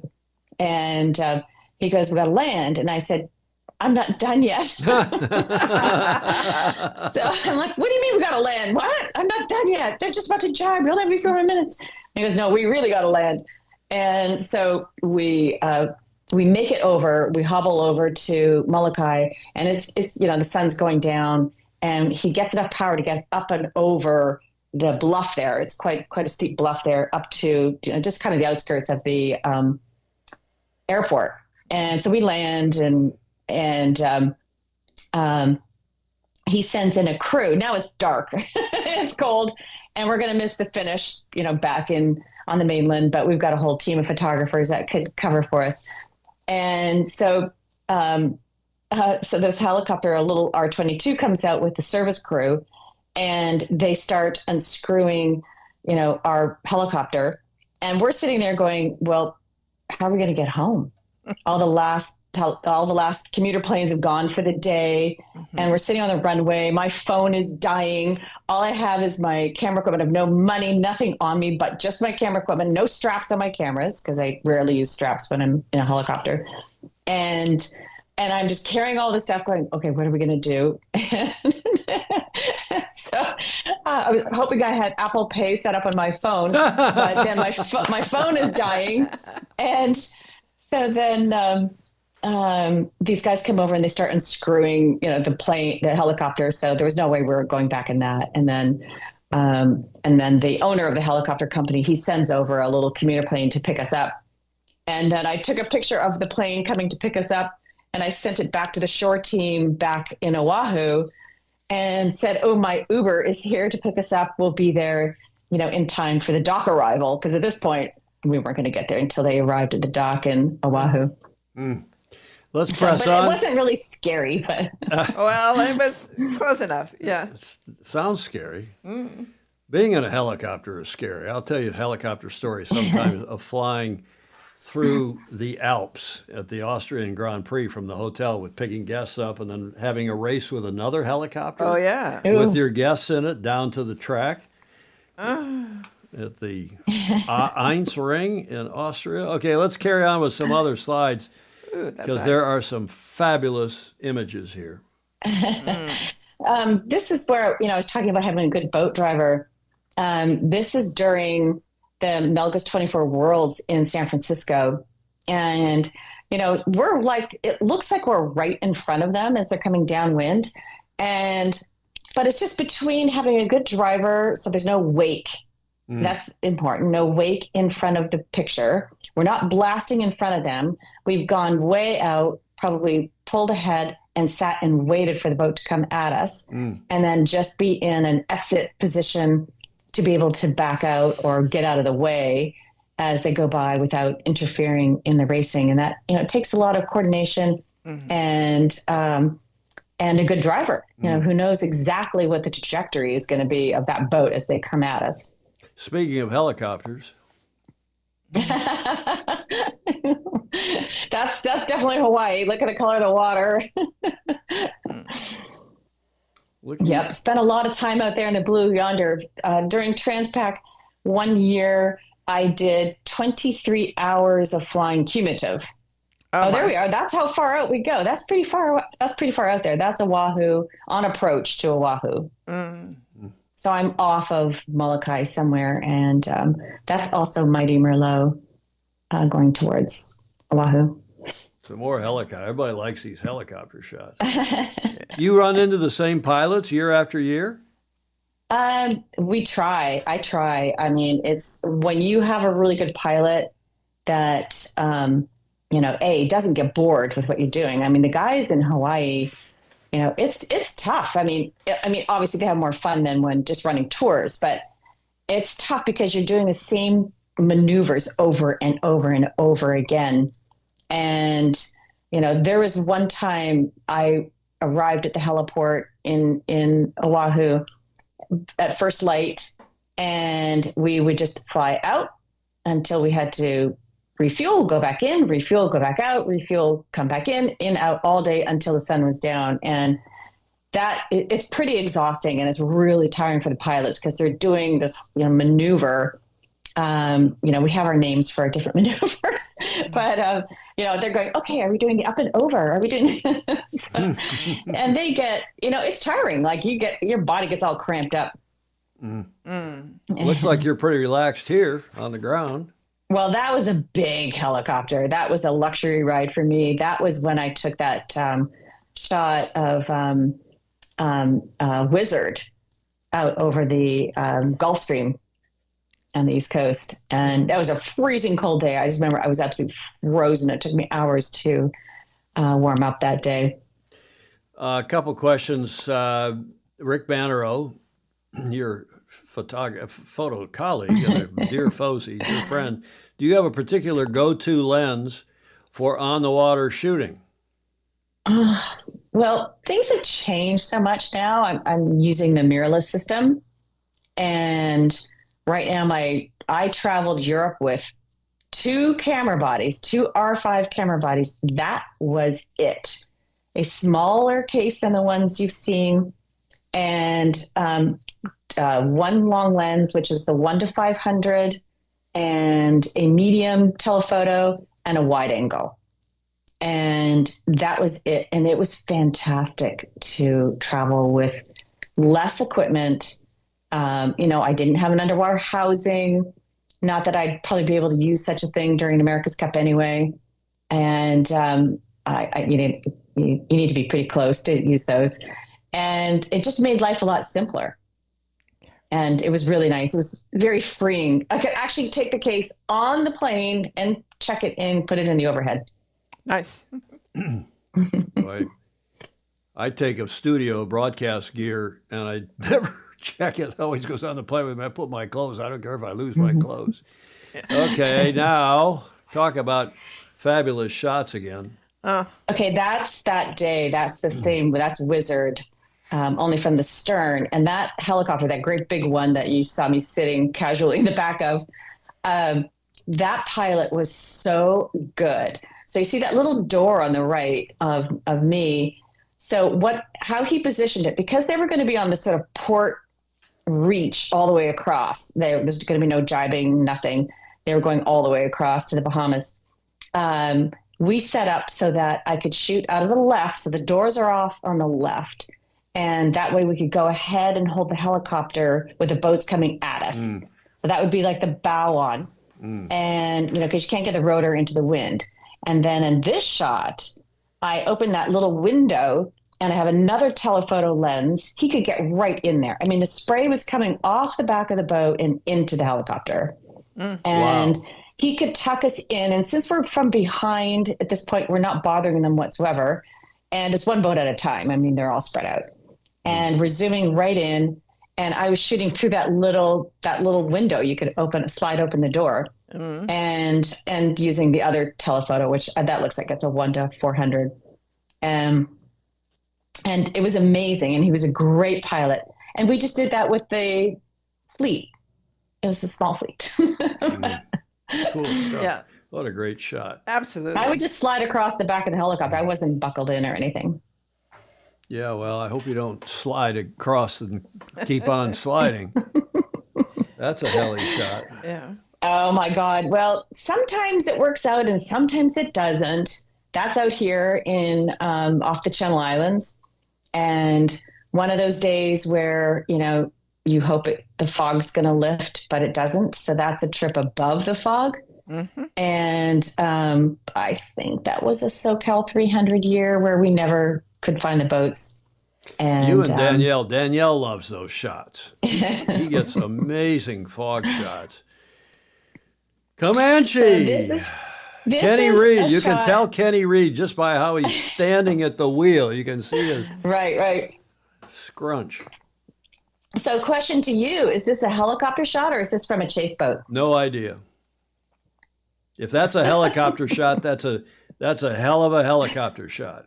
That is a helicopter shot. Wow. And this was down in St. Bart's, and this pilot was quite the cowboy. And it's a little R-44. And once again, he would tuck right in there. See that weight coming off the back of the boat? That spray was coming into the open door of the helicopter. Yes. Amazing. Look at that. He was amazing, that pilot. Yes, fabulous picture. Who took these shots of Rambler in Newport? Well, I wasn't in Newport. Where is that? I guess this is also in St. Bart's. Oh, it is. So this is just a comparison of, the one on the left is shot from the water. That's from a chase boat. And it's really, really hard to shoot boats going upwind when you're going upwind from an open chase boat. It's wet. It's miserable. You rarely get a shot off before you have to, clean your lenses. And then the one on the right, I'm high and dry in the helicopter.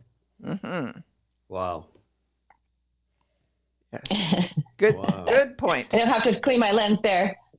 Oh, there's Daniel Forster and I with our underwater housing. That's when I took that shot of Sevilla. That thing in your right hand is the shutter? That's a trigger. The trigger? Yeah, that's, there's like a cable that goes in through the underwater housing and fires the camera. It's, it's not terribly sophisticated, but it works. Yes. We've seen this picture, I think. Yes. And that's how I took that shot. Nice. Yeah, that is fabulous. Now, most people get a hotel room with 2 beds, but not one to put all their lenses on. This is like the aftermath day of, big day. That looks like that was in Key West. And that's all your stuff. That's not anyone else's? Yes. And I had, I think Betsy Crowfoot-Sinescu was traveling with me. Yeah, that's her there on the right, pushing the, I call it the Sharon Green Roadshow. And we would travel to Key West and, all these events together, Big Boat Series, America's Cups, and Transpac, of course. And that one, maybe that's actually Canada. We're arriving in Canada, I think, there. So looks I would like set her up some equipment too. Toronto Pearson. Yeah, okay, that is Canada. So there you go. I just saw the bank. I was like, oh, CBC. It's got to be Canada. Film to digital. Ah, yes, film to digital. So that's what it used to look like in the old days. Perfectly exposed transparency on a light table at a big event. Say a big event that was good. Every day was good. I might shoot 100 rolls of film. And so what's that translate to? 3,600 frames. But once again, you didn't know what you shot until you got home and processed the film, or if you were able to process, on the road. And, back in those days, lots of things could go wrong, whether, the lab chewed your film. That's happened many, many times. And, before we had Photoshop and things like that to correct exposures, every magazine, your exposures had to be 100% perfect. Otherwise, they couldn't reproduce them. There was no wiggle room whatsoever. And then, things would go wrong. Like you couldn't see in the back of your camera as to, if something was happening, light leaks in the camera, or, I'd be so wet loading canisters of film into the back of the camera, water's dripping off my phone, whether you're dripping into the back of the camera. Sometimes I would have salt water wound through the film. That can't be good for the camera either. Yeah. Oh God, no. Lots of things would go wrong with cameras. Are you shooting these days? Are you shooting raw? What do you shoot? Oh yeah. Everything's in raw. It is. And so then going to digital, once the cameras got good enough or fast enough, I switched. It was a hard switch because the early digital cameras were awful.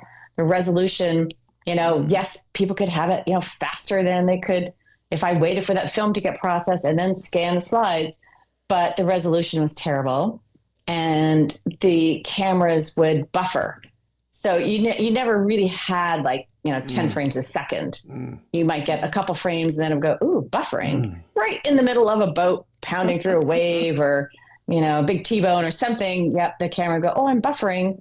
So it took me a long time. How do you organize your digital? I mean, if you're like all the rest of us amateurs, we take so many shots just because it's so easy and it costs virtually nothing to do it. How then do you organize my digital asset management? Yes. Well, say for an event like a Transpac, an event like Transpac where I have, it's about 5 photographers on our team. I know the last Transpac I did probably 80,000 images. 80,000? 80,000. 80,000. And that's 1,000. The bulk of it is mine because I'm definitely the rapid shooter. I shoot a lot, and so then the rest of the team, they're shooting whether they're on the water. I'm the one in the air at all times that is possible, and so it's a lot to manage all those images, especially if they're raw. And things can go wrong as well in the digital world, such as cards getting corrupted, or I had a whole photo shoot when we did the import. It was corrupted and we couldn't retrieve through any company, any archival company. They could not retrieve the images. So I lost a whole photo shoot. And those kinds of things can happen. And, cards getting corrupted, just random things like that. In the digital world. Do you save everything? Once you shoot it, good, bad, or otherwise, do you save everything off the cards? Pretty much. Yeah. It's hard, depending on what your workflow is. When you do a big import, if I had to go spend like an entire day on the water or in the air, and I had to just go through and pick my 20 photos I liked, it would take me more time than just importing the whole card. And then once the card's imported, you've got everything. And then you go through and you make your highlights and your selects. And then you take those and then you process the camera raw and go from there. Now, how about this one?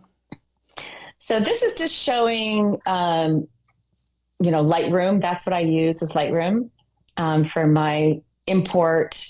Actually, I use Photo Mechanics to do all my renaming, import, and copying of my cards over to an external drive. And then when I do my selects, or if not, I make a catalog in Lightroom and import all the images into Lightroom to do the processing. Let's go ahead and look at some events because we get through. We're under 2 hours, so we're doing well. No rush. All right. But man, oh man, are these some cool shots. Oh, absolutely. So this was one of these days that I wish every day could be like this. Is that Barcelona or? That's Barcelona. Yeah. And I just happened to pick the best day of the J-class regatta, which there was only 3 boats, so it wasn't a big, huge regatta. Was there 4 boats or 3 boats? And this one particular day, I was just out in a small coach boat. And I had 2 colleagues with me, so it was really tight on this coach boat. And we knew it was going to blow. Like the forecast was for it to really pick up in the afternoon. So we started a couple hours early. And this is just like the one day I got out there. And it was just amazing. And it's like, you got to pinch yourself. Every day should be like this. Right. Now, mind you, I came in black and blue, bruised, sore, because the boat was tiny. It's one of those little coach boats. And somebody said, did that boat land on you? How far away are you in that shot? Not too far away. I mean, are you 20 meters? We're probably sitting right at the weather mark as they're coming up. This was one of these days they were coming in on port. So they're doing that big turn and at the weather mark. And I knew this was going to happen. So we sat on the other side. It says sitting on the starboard ley line, which would be typical. We were on the port ley line. Fabulous. And that's the same day. Yeah, you can see boats coming in on the boat behind on port. and they tack to starboard and bear away. Fabulous stuff. Nothing. John Emmett, Coach Emmett, is saying, who you saw in the coaching court at the top of the show, he's now with us. He's been able to join us at the coaching forum that he's running, the high-end coaching forum that he's running in Spain. Nothing wrong with a crowded, small coach boat. Stingray saying, wow, loved that photo a minute ago. They are unbelievable. Yes, every one of them. Now we go to La Voile this year, a few weeks ago. I put in a few pictures of stuff I've just done. So I was over in Saint-Tropez before going down to Barcelona. And this is just the classic yachts. And, the last day was just spectacular. Almost all wide angle photos. And it's rare to be able to shoot wide angle. Like, I love it. And these boats just, call for it. And, a good driver. And that particular day was great. Fabulous. And I did no enhancing of these photos. These came in, maybe Sharon did a touch, I don't know, but they just came in on her PowerPoint slides that she sent me, and I did a control all and put them into our Keynote. And it's nice to see PowerPoint and Keynote working so well together now, because literally control, I'll take all of hers. I put in a half a second transition between each of her slides and did very little touch up. This is one of the easiest shows I've put together in a long time, thanks to you, Madame. John Emmett, just while we're looking at these, tell us what your typical day in the office is, say at something like La Voile. Oh, a typical day? Yeah. Well, this particular regatta this year, I had an Airbnb, which happened to have, I didn't put in the picture in this, but our latest blog, which is up on our website and I think is dropping this afternoon, if you follow Ultimate Sailing or want to sign up for a newsletter, has a picture of me going up and down these tiny spiral staircase carrying all my equipment. And so my day would be how I was going to get out the door and down 2 flights of the spiral stairs that went like this and hang on. Once I had a rope, and the other side was I had to hang onto the wall to get down and, try not to kill myself out onto, cobblestone. So every day was, survival. I was going to get down those stairs and then back up and down those stairs. And then a typical day, Les Voiles is pretty organized with photo boats. And the hardest thing about Les Voiles, like some of these regattas, there's a lot of courses going on with different fleets at the same time. So you have to decide what you're going to do. Like, you can't do it all. It's impossible to go do the maxi yacht and then do classic yachts at the same time, because they're in completely different places. So this last day, I just concentrated on the classic. So how long after you go out and shoot, and if you're out on the water from 11 till 3, 4, 5 sometimes? Yeah. And then how much time in the evening are you processing? Obviously, it depends on what the job is, but how much time in the evening then? Well, it depends, if it's something I need now and immediately, or if it's, I can take my time and process and try and enjoy myself at these events, because that, typically when you come in, you just go to work and you don't get to go visit and see people. And so this event in Saint-Tropez, we had a Santa Barbara team there. And so they're like all my friends. So every night they had organized dinner at some fabulous place. And so I just really looked forward to that every night. So I'd often come in off the water and just go straight back up my spiral stairs, try and download, because you have to clean the cards. That's the thing, is you got to process something. You got to get it off the card. So you've got fresh cards the next day. So at some point you have to do it. And so I try and quickly do the import and make my daily selects and then be ready to go out to another phenomenal dinner. And you do that all on a MacBook Pro, 14, 16? I have the big one. What am I looking 16. at here? Yes. Yeah. 16. What we've got here in the studio, Julie's got an old 15, an Intel 15. Over here, you're coming in on a 14, an M1 14, but you've got an M2 or an M3, I think. I don't know what it is. I'm not that savvy at these things. I just know what I like. Okay, but you are savvy about the America's Cup and the Women's America's Cup. Tell us about your time. That was, I really looked forward to that because, it was the first of. And so when I got down to Barcelona, that was my first thing I was doing was catching the Women's America's Cup. And what I loved about the way they had the event was that all the boats were tied up or end tied all together in the same harbor up at the old Olympic Harbor. And they're all together. And the camaraderie between all these teams and all these girls, and there was, there were 12 teams and 6 boats. So they had to alternate. So they would race, fleet race the 6 boats, and you'd go down to the dock in the morning and there's all these countries cheering everybody on. And the big dock out in the morning was like so much fun.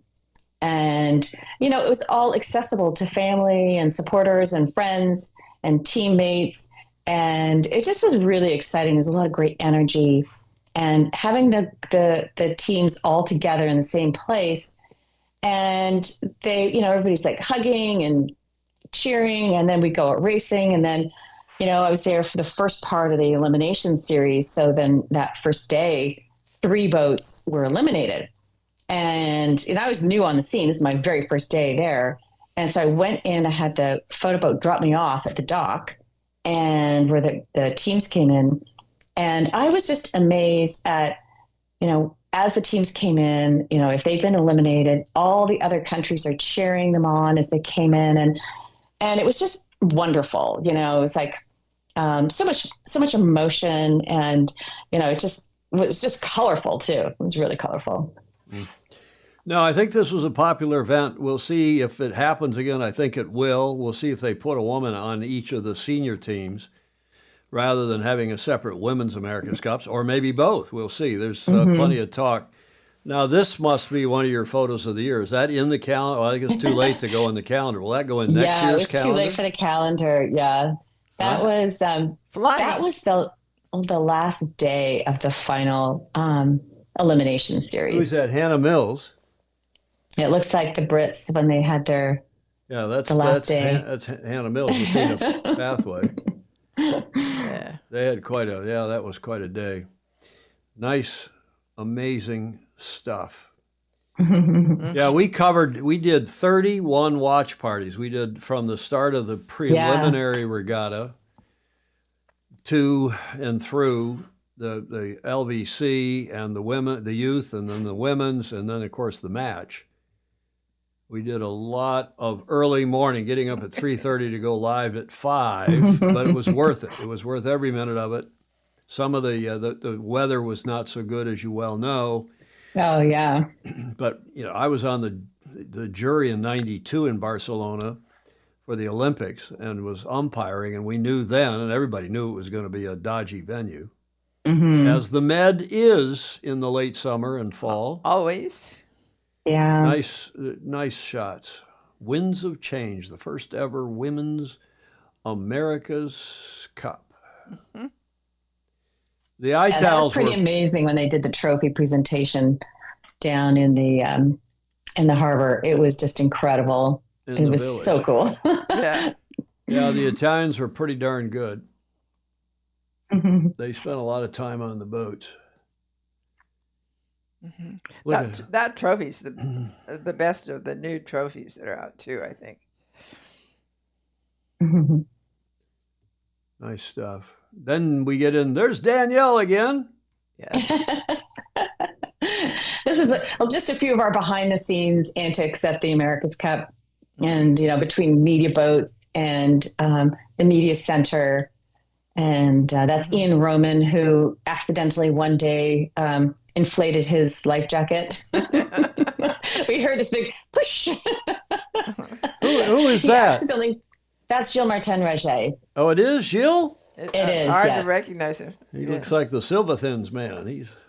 What a great shot of Danielle Forster. Yeah. Nice. Looking like he's working. He is. He is so relaxed. He's so cool. But he gets pretty intense, as you know. I having spent a lot of time with Danielle over the years. When he, regardless whether he had his red Speedo on. Oh man. There it is. Let's see if we can get to that shot. The American Cup boat race. I know you. I didn't put too many of these in because I know you had tons of coverage of the event. After a while, they all look the same. Somebody said at the top of the show, when you think about back 40 years to 1980, 1980 was closer to 1937, or as close as we are now to 1980. It's unbelievable. Think about that. Great shots. The America's Cup. There's Mark Reed there in the upper right corner of that one. It is, yeah. He's a FOSI. He's on here a lot and has been a huge help. Stingray's made a joke, Julia. I will not read it. I will not read it. No. Because it was, you'd get a finger wag. You know, Julia's famous for finger wags. Yeah. You know that? She gives a finger wag to people who make off-color remarks here, and you've certainly not done that. You're probably never ever had a finger wag in your life. I told you that Paul Henderson. I was talking with him on Sunday. He turned 90. We saluted him on the show. Didn't we salute him on the show last Friday, saying he was going to turn 90 on Sunday? Yes. I called him on Sunday rather. I didn't talk to him. I got his voicemail, but he and Mary are going strong. And your dear friend, his daughter Martha Henderson got married in the last couple of years out at the Island Club at Royal Canadian Yacht Club. Were you there for that? I was not at their wedding, no, but I saw her right after that. I think we had a Canada's Cup or something that year right after, and I was out at the Island and saw her. And I saw her this August too for the women's J105 championship out of RCYC. John Emmett had dinner with the PRO from the 1980 America's Cup tonight. Wasn't that Dyer Jones?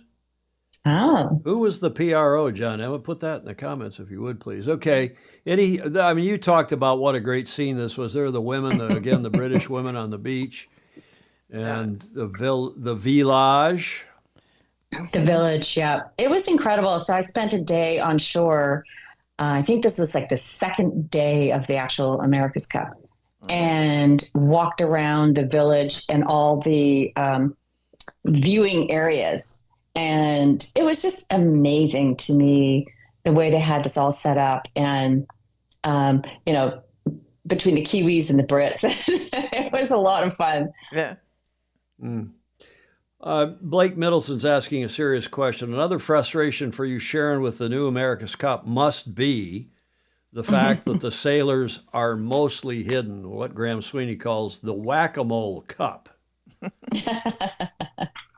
Is that true? I mean, it's a different era. Yeah, I mean, the thing is that a lot of the photos, everything kind of looks the same after a while. Yes. And I had heard it from my colleagues that were there starting in August, and they just said that, it's just really hard because on the photo boats, you can only be in so many places that you're allowed to be because they don't want you in front of the cameras. And so, because, TV is covering the whole thing and they don't want you where the TV cameras are going to be. So we had to stay outside of all that. And because they don't want to confuse any of the viewers. And so, we were fairly far away at times, but, you're just using a big monster lens and getting the best that you can. But it's another one of those. It's hard to get two boats in the same frame at the same time. And then, of course, not really. Not really. That's a problem. That's a problem with the modern America's Cup. Not really being able to see any faces. It's hard to.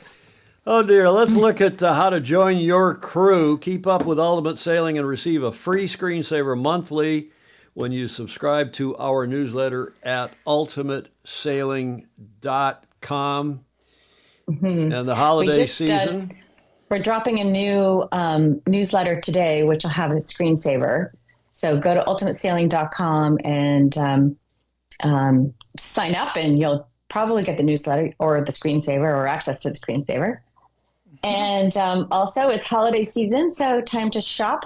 And we've got puzzles, our ultimate sailing tote bag, which is made of recycled plastics, and of course, the calendar. Upside down. Oh, and some puzzles. A thousand-piece puzzle.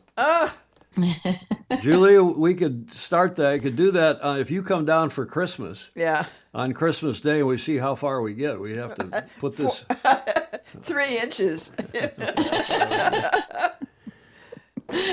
Julia lives upstairs in the Commodore's suite here at the Beach Street Yacht Club, which is her townhouse here in the marina. We're about 3 blocks away. Next time you come to San Francisco, you have to come over here. We're just a few blocks from St. Fancy. And the Beach Street Yacht Club has about 150 members now. Mm-hmm. And it's we started it as a joke on April Fool's Day of 2016, BS Yacht Club. Yeah. The BS Yacht Club. Cute. And now we've got a bunch of members. And next time you're here, you'll have to. Yes, it'd be lovely. We had Peter Stevenson from Australia. I don't know if you know Pedro, foiling sailor. Peter Stevenson was here with a family occasion. He has somebody died in the family, right? His wife's brother or something. Yeah, sister-in-law. So he was here. And we made Peter the newest member of the BS Yacht Club, and we'll do that for you as well. Ultimate Sailing, the holiday season, shop. And if you use that code SAIL15, you get a 15% off. They're great Christmas presents. I'm going to order a bunch, if I may, Madame, for my family, because this is terrific. And how about Facebook and Insta? And follow us on social media. Yeah, here's Stingray says, I don't think so, Stingray, although it's a novel idea. Stingray says, let's have a watch party and we'll piece the puzzle together. Oh, gosh. It'll take forever. I can just see that. Okay, so we spread it out here on a table somewhere. And take that piece. No, that piece. That would be a watch party that would go on. Yeah. Sharon, I got one last shot of you, speaking of helicopters.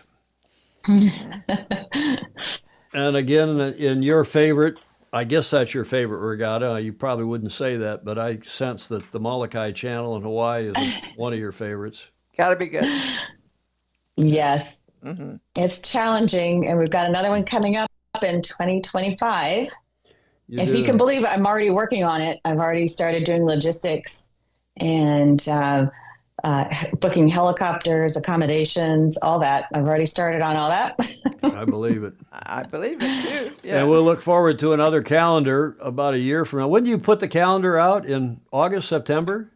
It just depends when we get on press. We're a little late this year getting on press, but typically we're ready with the calendar by September. Sometimes not shipping entirely. We have to get it down to our warehouse, which is actually in North Carolina, get it to the warehouse. So sometimes they're not fully ready to start shipping until October. So, but we're ready now. We're all dialed in. Well, thank you for sending us. We'll have it here in the studio. Clark Chapin saying, speak softly and carry a big lens. Yeah. Ed Worley says, amazing pictures. Yeah, Ted Ryman, I don't mind that he sat in the chair. I was flattered that he did. That is when Peter Stevenson came here, and we were here in the studio after the show. He knocked on the door after he was watching the show, I guess, on his phone. He knocked on the front door here, knowing where we were. Yeah. And Peter is the guy, he's a character, and he's the one, my favorite word, Sharon, is crouton. And this is called the Croutonic Corner. He made this piece of wood, and various people have sent things to us. All this stuff are from FOSI, including the Kalamata olive croutons. Sharon is a fantastic and talented guest. Bravo Zulu, that from Ryman. Ted down in Cape Town, South Africa. Rick Bannereau, a superb photographer in his own right. Sharon is the bomb. Great to see the shots with narration. Emmett says John's got a Sony, I think, an F3. I know what's it called? The 3 and the 30. camera. And he says, now it's time for a long lens. He's got to get one. Mark Holland, who's another superb contributor. What a great show today. Appreciate Sharon's talent. Blake Middleton. Oh, you have to go back, as Julia reminds us, to go back and read the comments. Sharon? Let me just add a point to Sharon. You have here a ready-made speaker's presentation. You just take this segment and copy it. Well, these are from several of her segments, several of her talks that she's done over the years, right? And put them together at fairly short notice for us. Yes. And this is, it's just right. It's a little after 2, so it's about our length of show. And we always say, this is a conversation, not an interview. Yes. And what a great guest. Yes, indeed. Sharon, final thoughts? Well, thank you so much for having me, Tom and Julia. I really appreciate it. And it's been a lot of fun. A lot of fun talking. Oh, yes. Give my love to Carpinteria as you go through. Smell the pot, Julia. I just want to inhale. She's going to sniff the pot. In your day, they didn't grow pot in Carpinteria. No, they didn't. Or did they? No, we're doing lemons and avocados. Lemons and avocado. Thanks, Sharon. Big hugs. Hope to see you. Thank you. Next time you're in San Francisco, do give us a bell that Yes. you're coming up here. We'll get you over here to the BSYC, and we'll get together for something at the St. F, the St. Fancy. Yes. Great. Thanks, you guys. Thank you. Appreciate it. Ciao for now. Bye. Ciao. Sharon Green from Santa Barbara down the coast, just up north of L.A., or actually out kind of to the west of L.A., and she was live, as you would know, via Skype with what she calls a multimedia experience with her company, Ultimate Sailing, and the producer of the calendar, and much more. Wonderful show. Great conversation today, Blake Middleton. And let's carry on. There's a little more here to do, Julia. Sharon Green. I like my graphic, too. Yes. For today's show. Yeah, that was good. Huh? That was good. Yeah. And she's adorable and a great personality and Absolutely. a great friend for many, many years. Julie, we got Sail GP coming up this weekend in Dubai. Mm-hmm. I got to think between now and Friday whether we're going to do a watch party on Sunday. I don't think so. There's no audio with this video here as we're playing it. That's the promo off the website for the start of season 5 of Sail GP this weekend in Dubai, and we shall see how it goes. There's a lot of new stuff, as we talked about. I'm going to do a full preview on Friday, but there's a lot of new stuff with people having been poached, having been moved around from one team to another, and there is a new livery for the American team. Look at this, Julia. Ooh, yeah. What does that color remind you of? Aquamarine. Of which product? Of which company? Somebody called that cool. Tiffany green. Oh. And we're wondering if that will help that livery. That's a good name. The Tiffany livery, will it help Team USA? Taylor Canfield's and Mike Buckfield's Mike and Taylor's team. Yep. And Mike Buckley, we'll see how that goes. But you see in this shot right there, I go to camera 4, Hans Henken has joined the team. That's some of the news. Jamie Wilmot's been with the team. Right. Taylor on the helm. We'll see how they better do something better than they've done the last couple seasons, because they really struggled. And hopefully Statue of Liberty green, according to them, Mark Holland is saying. I don't know about that. Is it correct or Crutonic? Yes. Hans Henken has re-signed. We're delighted to see that. And we'll see if we'll do a preview. Well, I'm talking about all the teams. And we're going to ask you, of course, the FOSI, who's going to win? Not only in Dubai, but the entire season. They got a lot of events this year, and we'll preview it intensively on Friday. Julie, that gets us to the last leg to Gloucester and beyond. I have a video from the Vendée Globe. That's the big event that's going on, and today is the birthday for the leader for Sam Goodchild. Aha. Hello. So 35th. It's my birthday, and I've just had a few presents from my family. I don't know if you can see it. Sam Happy. birthday Vendée Globe 2024-25. A birthday cake from my mum. Right behind her. And we got a hand painted from my dad and stepmom. Happy birthday, Sam. I got an angel to go from my goddaughter. And a bunch of cards with some nice words from my family, which is, I feel very loved. So thank you very much. Thank you for all the birthday wishes. And see you soon. And the best present so far is we got wind. We're going at 24 knots average. And we're leading the Vendée Globe. So it's a good birthday. Happy birthday. Ciao.